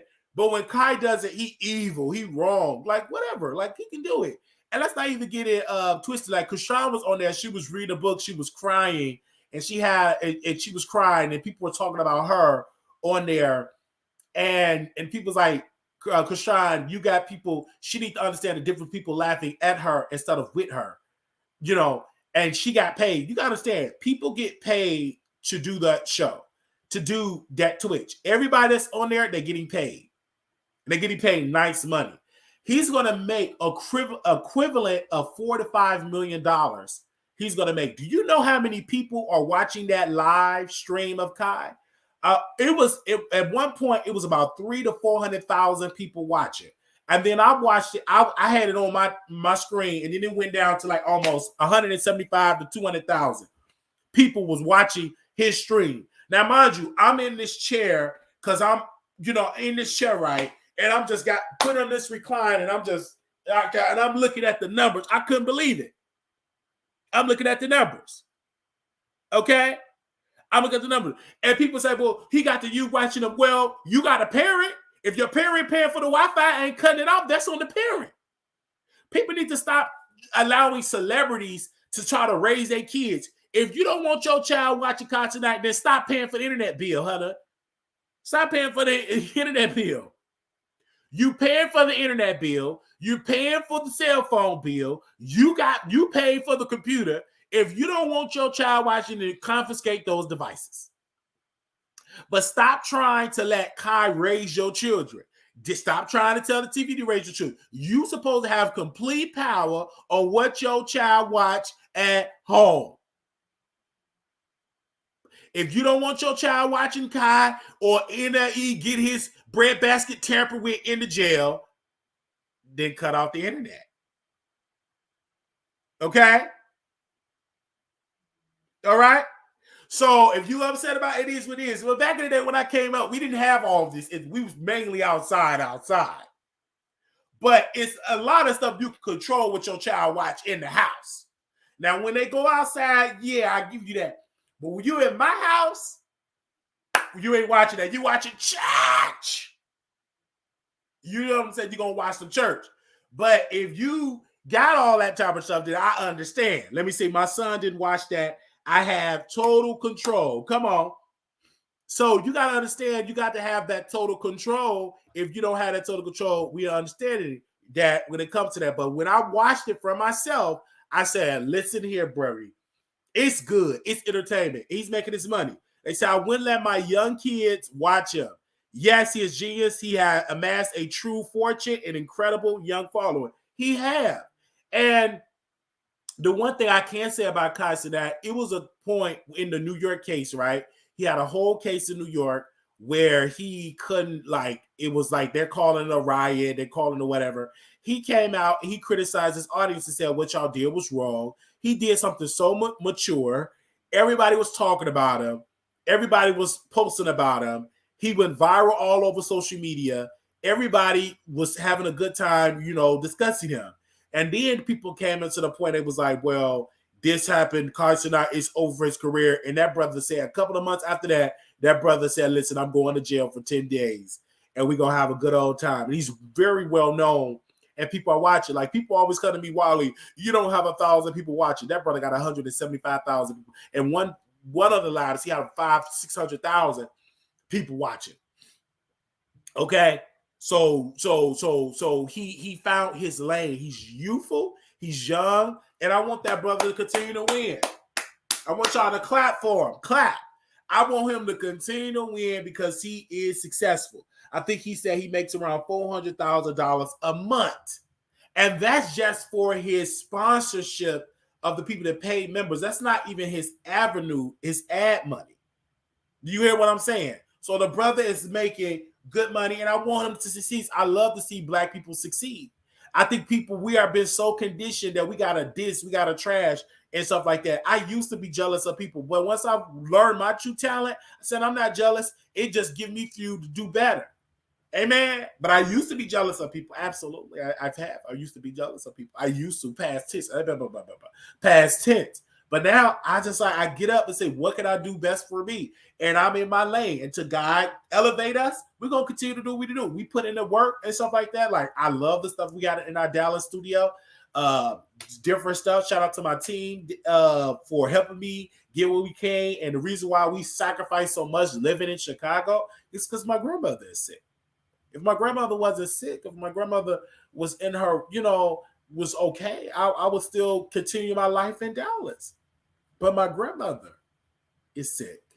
And so that what made me sacrifice so much to come back home and to stay. And it's a lot when she's not well. And so that's the only reason what made me come back. It's because of my grandmother. I don't think nobody else could have made me come back to Chicago if only my grandmother is the only one can make me come back. And she's the reason why I'm back. Is because she's not well.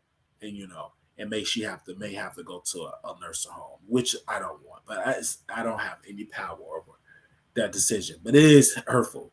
But nevertheless, I love her, and I'm in her room, and I feel her energy, and I just want God just continue to bless her, whenever, because she's almost 90. About a couple of more, I think 1 or 2 more, she'll be in her 90s. And her sister just went in the hospital as well. And she just got out of the hospital. Her sister just got out of the hospital as well. So, next year, my grandmother will be 89 years old. Her sister will be 91 years old. So, it's just truly a blessing. That's all I can say, truly a blessing. That's why I'm here today. They say I'm not supporting you just because you Black, though. I have to like, yeah, man, you have to like you. They said a prophet said you are an angel and you have your time. Yes, I have my time. I have my time. Absolutely. They said, I'm not supporting you just because you Black, though. I have to like you. You better say it. Michael said, quote, he a smart guy. He know how to remain relatable to the youth and bridge celebrities into the regular people. Absolutely. I think it's great. And I'm not going to get mad at him. And I love how y'all coming here to the show. We have like a more mature crowd. I have people that in their 30s, their 40s, their 50s. Some people in their 80s and 90s. I think the oldest subscriber that I know, she's probably 79, 80 that watch our show. And I appreciate that. You said Queen B. Moore said you late. Oh, man, you better donate. Yes, but I just said I had to go live because I had to rest because I do a lot, and I saw this video. I said this man is doing really good. Man, give him credit. Yeah, he's doing good. He's doing good. We got to give him the credit when it comes to that. Now let's talk about Kodak Black for a second.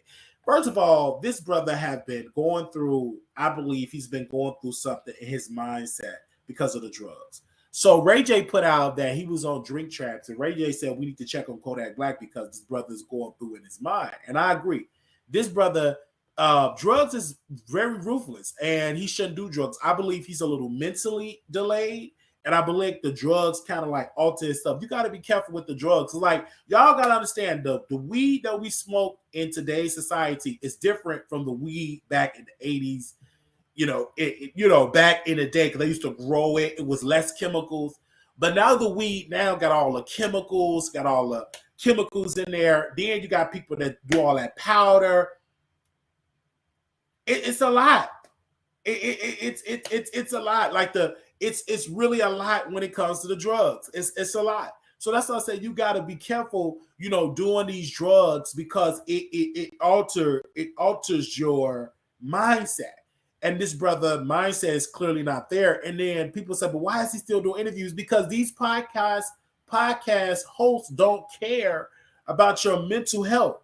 As long as you're breathing, you're going to come on the show so we can talk about you and we can have this whole ordeal. Okay? We don't care. They're going to say, come on to the show. Let's go on to the show. Let's interview him. Even though they know that it's a lot that goes with you in your spirit, in your mind, they don't give a darn. Because as long as you pop in that pill or is doing this type of stuff, they don't care. Bring them on the show. Let's get a click. Let's give a view. That's it. Let's give a click and a view because they don't care about anything that you go through. They only care about is the algorithm going viral. Okay, They don't. So when that came about, they was like, but Wiley, would you interview him that way? Absolutely, I would. Yes.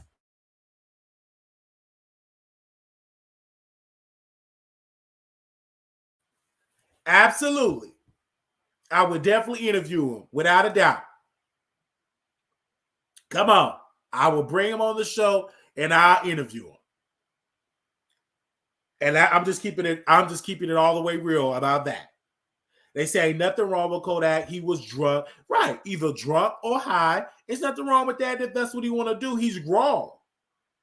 He's grown. They only care about the ratings. They do. They do. That's all they care about. They said these kids don't even know how to smoke smell. They just inhaling away, smoking big baseball bat blunts, just disrespecting. What? So that's just how that goes. So that's what I said. You have to be very careful and cautious on the things that you do in society because this is what goes on. All right. All right. So let's move on from that. Let's move on from that. Okay. All right. Okay, let's talk about Jason Lee. First and foremost, Jason Lee is one of the top leading people on the internet. And he came in, and the genius of this, I want y'all to send this to Jason Lee. Can 5 people send this to Jason Lee? Queen B. Moore, Love Maria, just send him this link. Aaliyah TV, Michael Jackson 25, Mace with the mess. Can y'all send this to Jason? I want y'all to send this to Jason. First and foremost, this guy, this is so genius. First of all, Jason Lee, I would say, really did not have like high engagements on Hollywood Unlocked page like that, like his YouTube page. But this guy sat down strategically, worked with people that was getting clicks and views, worked with them, right? Gave him a little money, got his name in the algorithm, and got all of these top leading people on the show. And I just woke up like he got Blueface. Now, mind you, he did a deal with Revolt, and then he's saying, okay, knowingly, I ain't gonna stay with y'all forever. I'm gonna do my season 2 on my own page. We're gonna make all the money. Did season 1, had an incredible season 1. Season 2 is on Hollywood Unlocked. It's dope. He got a good relationship with Blueface, one of the leading people in hip hop, the king of hip hop. He got the leading voice with his baby mama, leading voice, the queen of hip hop, Krishan. Just all of these people, these relationships he leveraged, just doing dope. And I have to give that brother his credit. Because when I tuned into the Blueface interview, way better than the first one. I didn't watch the Krishan video yet. I watched that and reviewed that. But it was just off the chain. This brother is so dope. Like, he was able to leverage these relationships. This brother was able to leverage a relationship with Armand Wiggins, get his fan base. He paid for it, though. See, the thing about it is you can't say, well, Jason used Armand. He paid him good money, and Armand wanted him to teach him. Armand wanted him to teach him some more of the game. And just like, nah, bro, I ain't teach you nothing. I just want your audience. I'm gonna invite you to the party. I'm gonna invite you to this. I just want your audience. I just want your audience to know about you. I'm not gonna mentor you in a sense. So then Jason, he tried to say, well, okay, I might mentor. Let me see if he can handle me criticizing him. So Jason was criticizing him. Now, mind you, if we could go back, Armand was posting like receipts and DMs of him and Jason, and posting like when Jason Lee had his dog. Armand said, I got a dog. It's just like, for me, like, he outsmarted that brother. Like, he literally outsmarted him. And he outsmarted him and got him to expose himself. Like, you get that he got outexposed himself. Like, Jason Lee got Armand to like outdo himself, like to expose him not being trusted. And he said, I did it without a mentor, because he wanted Jason to be his mentor. Like, he got screwed. Like, Tasha K screwed him. And Jason was like, he put him through a test. And then what did he do? He started dogging Jason. And Jason never responded. But how Jason responded was, I'm going to continue to be great, going to give views. And Armand, he came on my show. I mean, he called me and he said, don't talk about Jason Lee. And now look at the support Jason Lee has gotten. And this man, Armand, was mad. And now he ain't got no choice but to talk about Jason. And Armand was saying that I ain't gonna never talk about Jason Lee. He lied because Armand he said all this stuff. I ain't gonna never do it. Why you ain't gonna never listen? I ain't gonna talk about Jason. I regret what I said about him and all this type of stuff. Now, yes, Armand, he have his own successes, but he's not as connected as Jason is. Somebody said Jason is very successful. Love him or hate him, he is connected and he also remained relatable. Jason understands people and human behavior. He's still connected in the industry. And Armand was getting upset. Like, yeah, Armand, you have your ways, but you're not as connected as Jason. I mean, he had the Cardi B relationship, all this stuff. He interviewed these people. And the reason why I got Jason on the screen here is because he pretty much telling Cardi B, don't you settle with Tasha K. You better take her all the way. If not, I'm done with you, in so many words. He pretty much said that. Said, don't you settle with Tasha K. Or regret, like, go after her. And she should. She might as well, like, you in this deep, you might as well continue to be in deeper. Don't you settle with her, because if you settle with her, it's going to be on and popping. And so many words is, I'm going to drag you if you settle with her. And Cardi B is getting gooped by Tasha again. You're being emotionally manipulated by Tasha K, because Tasha K don't mean none of them tears. She don't care nothing about them tears. She just trying to manipulate you for you to drop that suit, and you're going to look like the idiot because you did all that to just drop it. Honey, please, you should have did that in the beginning stages. You in too deep. You might as well go in a little deeper.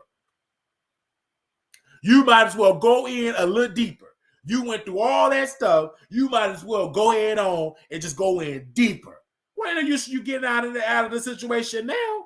You already got into it and did all that. What the world you trying to get up out of the situation now? Oh, let me get out of it. Ain't no use you getting out of it. You already in it deeper. Just keep on swimming. Yeah. Just might as well keep on swimming. So that's the thing with Jason Lee. So Jason Lee did that video, and he pretty much said, if you do this, we over. He posted on this page. And ain't nothing wrong with that, because I understand what Jason said. Like, Tasha, she have hurt a lot of people, and she hurt you. She hurt you. So why give this lady a pass? And that's only going to give her fuel to continue to do it. Ever since this lawsuit, Tasha K has been on her best behavior. She have not went too far in on celebrities. She ain't going to and putting viruses on people, putting bumps on people. But if you say, okay, I'm going to just go ahead and give her a pass, then Tasha K going to go back to being the snake that she has been. She going to continue to go out and be in this snake. So if you want to go ahead and do that, that's on you. But I say don't do it. All right. I just have to just blatantly just tell you that right then and there. If you keep on doing that, you ain't gonna do nothing but continue on to be the snake. I'm just keeping it all the way real.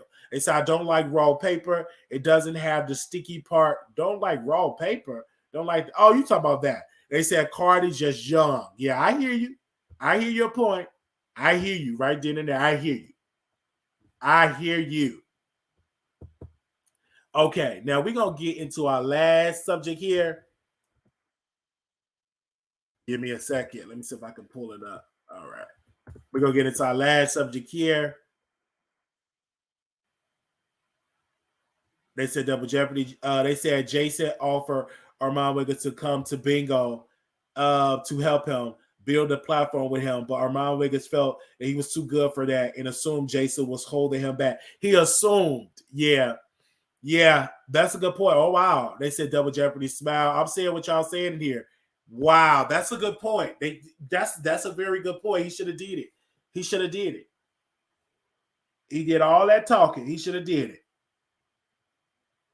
Because he came for the Wiley Show and called me and telling me I shouldn't talk about this. I'm like, what in the world are you talking about? You tried that. You really, really, really tried that.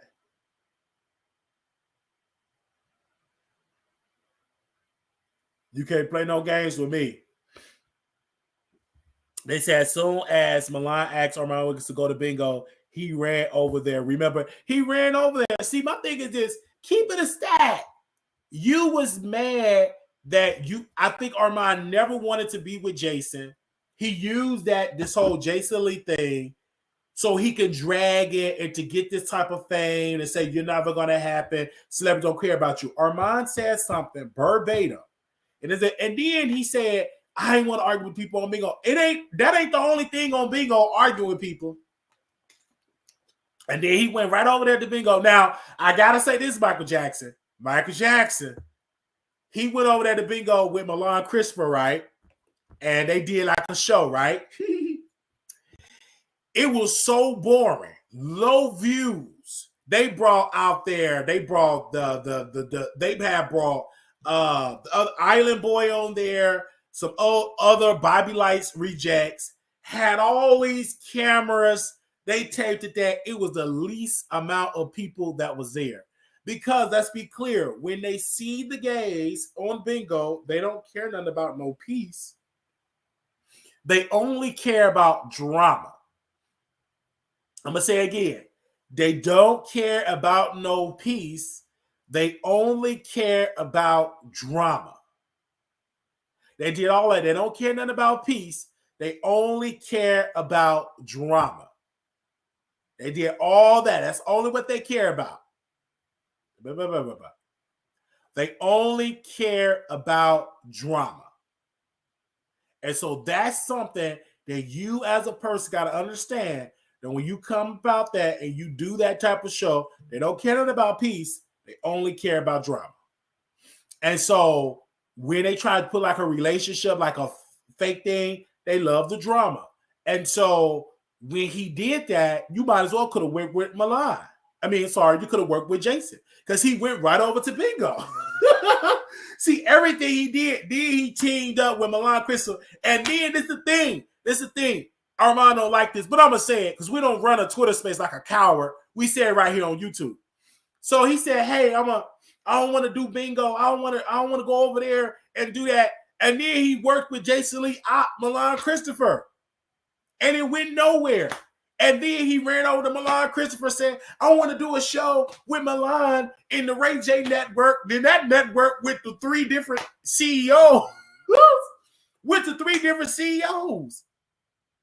It went to 3 to 4 different CEOs. Literally. Went to all of those CEOs. And he thought that he was going to be on this network, the competitor of Zeus. That's what he thought. He did all that because he said, I don't want to be on bingo. Then we're right over there. You could have just stayed with Jason. You could have just stayed with Jason. Then you burned that man book. You could have just stayed with Jason. You burned this book. Burned it to the ashes.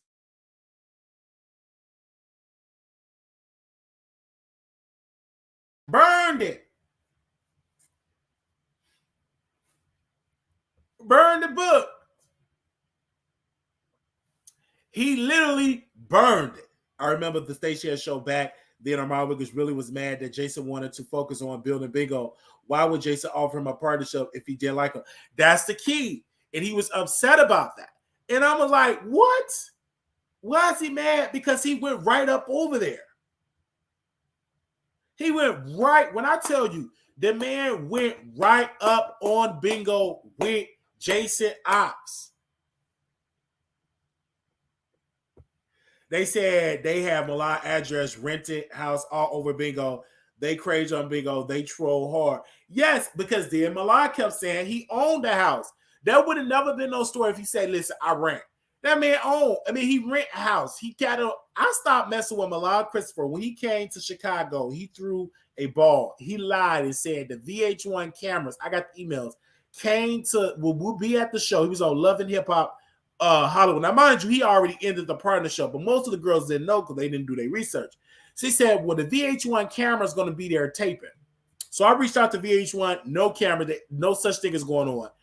Then the two of the houses, if you know anything in ballroom, the first place to get the grand prize. So now they had it set up where both houses was tied up. Both houses in a tie. Instead of doing like a tiebreaker, they said, okay, nobody win the grand prize. I think the grand prize was like $5,000. This was like Milan Christopher and High Society Entertainment.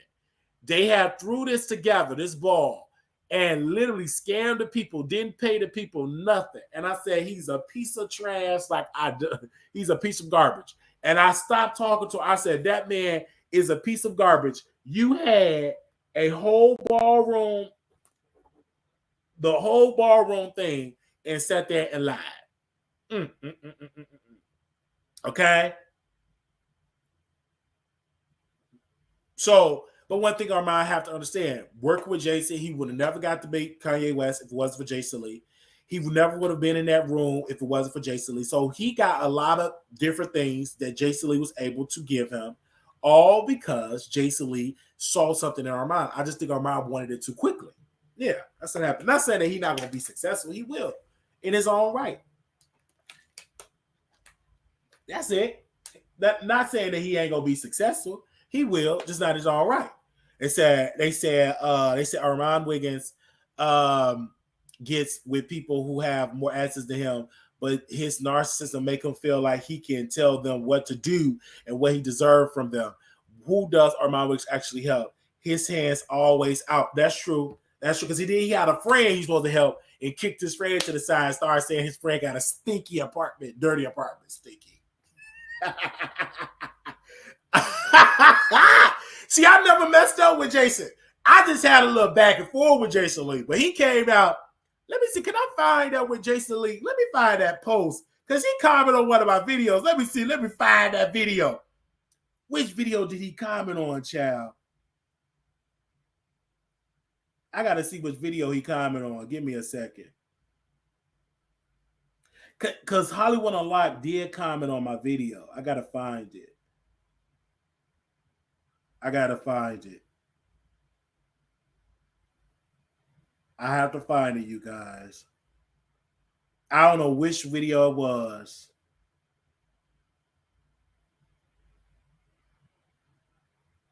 I got to find it.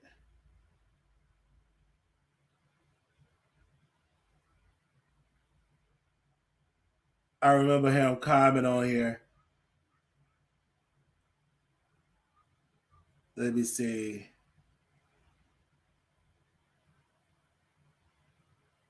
I'm going to find it.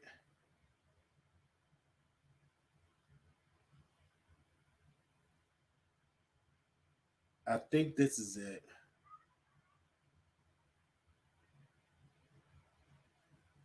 What? I don't know which one, but one of the videos he had recently commented under. I'm sorry, I can't find it at this very moment. But woo, y'all love that Bonnie Blue video.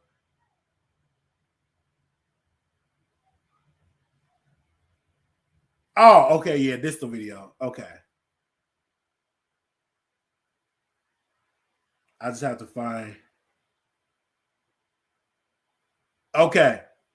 There we go. Hollywood Unlocked. It was under the one when I said Jason Lee left Revolt. So he watches the show. That's one thing I like about Jason. He watched when his name has been mentioned, his team be on it. Because I cannot find that video where he dragged the Wiley Show.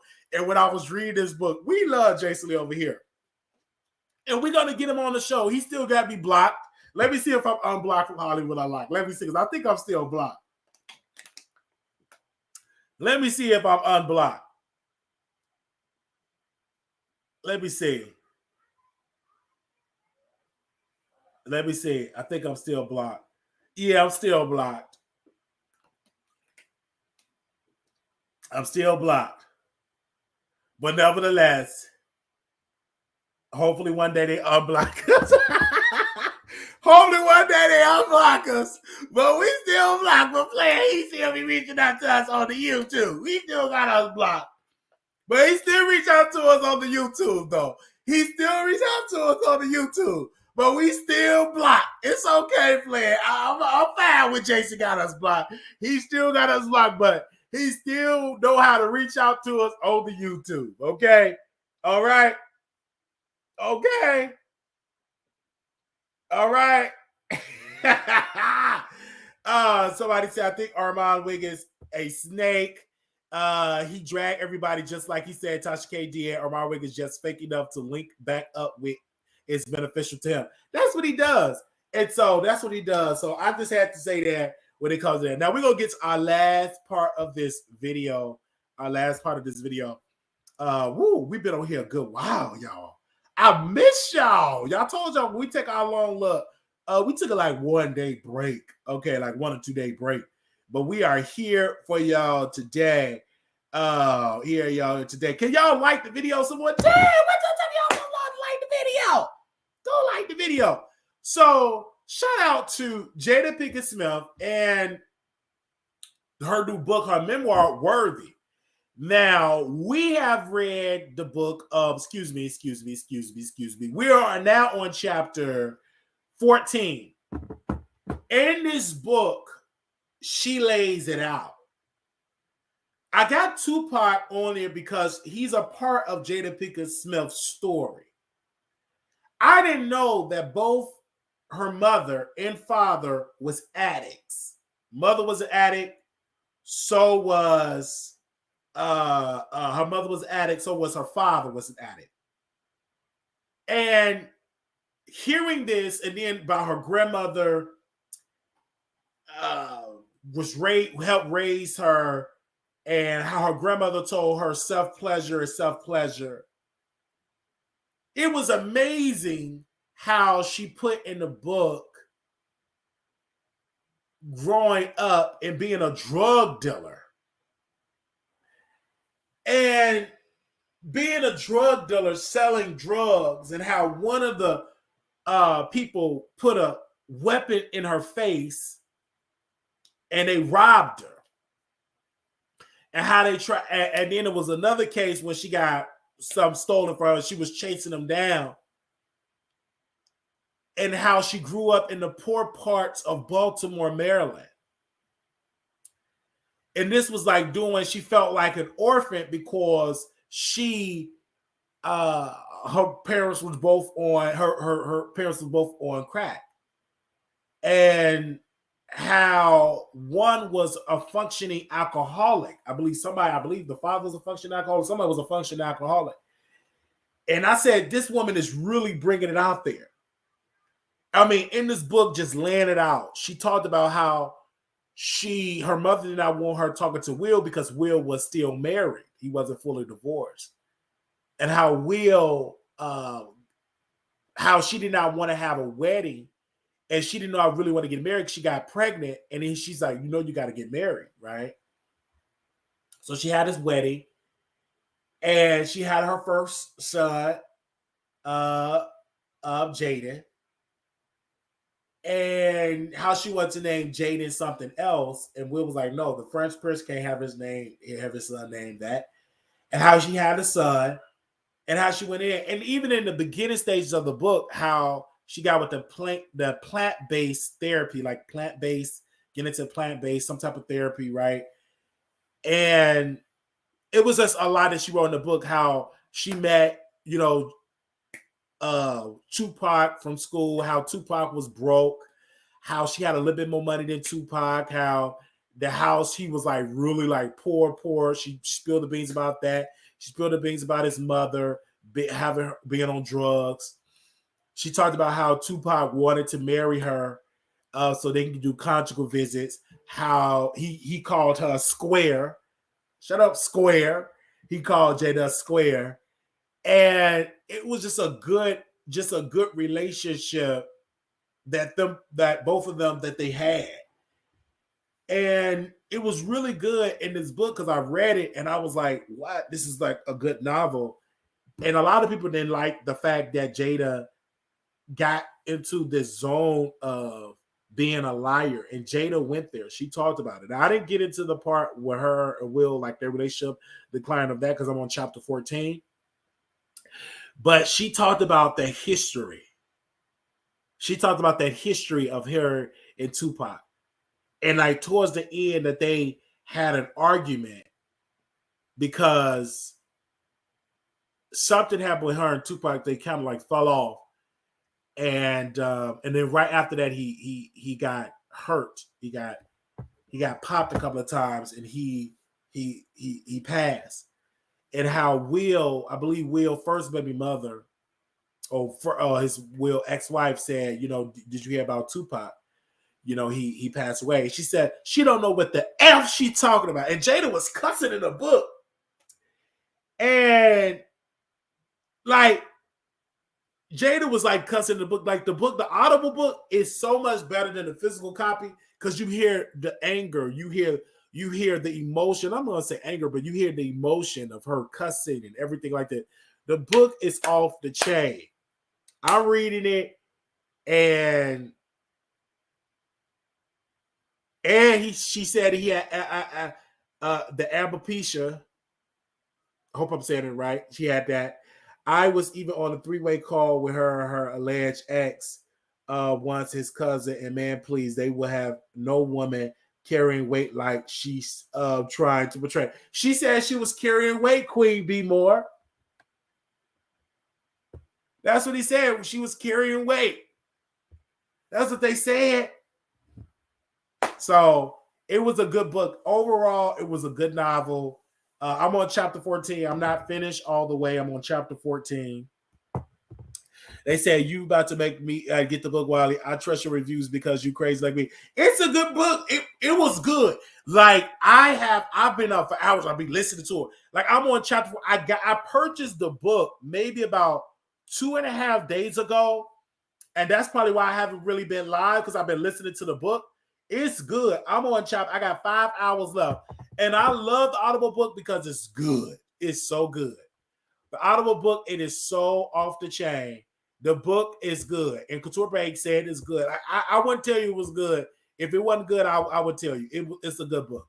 I listen. I would not get up on here and say that it wasn't a good book. I wouldn't do that if I were you. I don't play no games like that.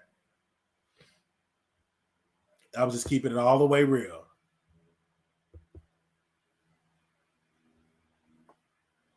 Okay? But it was a good book. So give me a second here. I don't know if y'all want to call in and give y'all thoughts.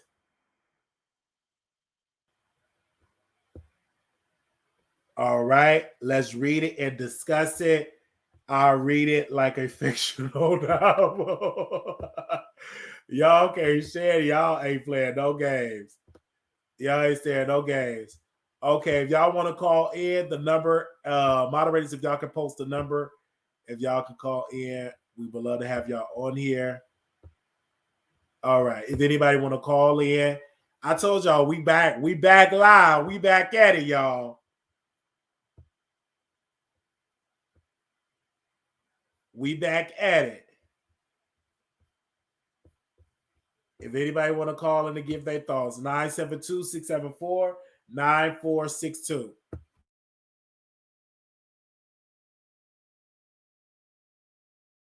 That is the number. Okay? All right. If anyone will call in. And don't forget my birthday, November 11th, is coming up. We ask $1 per year. If y'all want to, thank y'all for people that have cashed up us already. Just thank you all so very much for that. Our cash out $ Marquise Wiley 28 Zelle Wiley Show gmail.com. My birthday is November 11th. I will be 33 years old. 33 years old. And I thank God for that. And a lot of folks were saying, I don't believe he's going to be 33. You go back to the library situation. They talk about my age in that clip. I'll be 33 years old. There's no need for me to lie about my age. There's no need for me to lie about my age. I will be 33 years old. It's no need. And I thank God for it. So God is truly good. I'll be 33, and God is good. God is good. Okay. Yeah. So if anybody want to call in and give their thoughts, I just want to thank y'all so very much. My members, thank you all for y'all amazing support. This has been awesome. I've been helping like my grandmother out a lot. Um, you know, pray for her, keep her in your prayers. She's in a hospital again, and it's troubling to see her go through what she's going through. They're trying to find a facility for her to get some much needed rehab, and just pray for my grandmother. Pray for me. I really need your prayers. Pray for my mother. Pray for my family. Definitely need your prayers, and I just want to say thank you all for support. Just thank you. All right, this has been such an honor being here. Such an honor seeing y'all here, but God is truly good. He's worthy to be praised. Because I come back. It's expensive to be flying back and forth to help, and so I do it because I love my grandmother, and I want God to continue to bless her, and I don't like to see her suffer the way she is suffering. But it's in God's hands. It's in God's hands. It's in God's hands. And it's in God's hands. So I'll be going to see her soon, see how she's doing. Just thank you all for your amazing support. Love you all. Yeah. All right, I'm gonna go to the gym. Kind of like burn some calories because I love the gym. I really do. I love going to the gym because it gets me in the zone to, do that. Yeah. They said Michael Jackson 25. Thank you. I see some people in the chat that really coming through today. Love you all.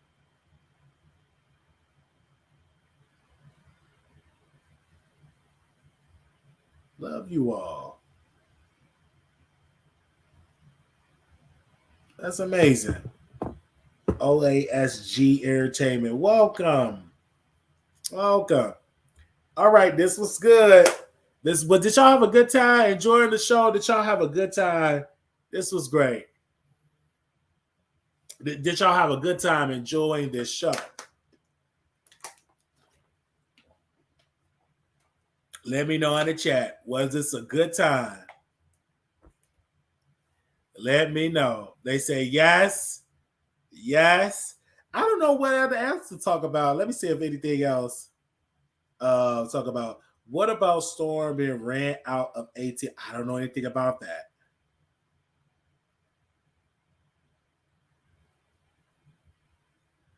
I don't know anything about that. He got ran out of Atlanta. What happened? I don't know anything about that. He got ran out of Atlanta? What? I didn't know that. What happened? I didn't know anything about that. They said get the spies.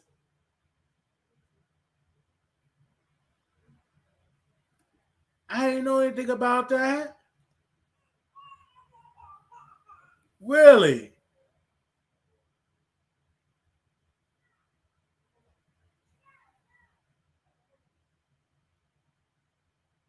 Oh, man.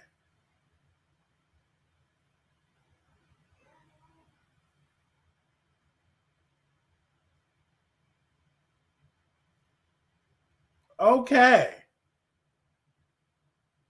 I don't know. He said he moved. He moved. Okay, well, I don't know anything about that.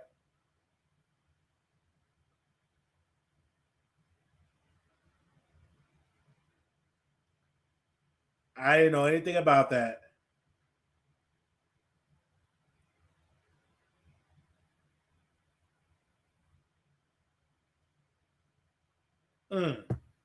All right.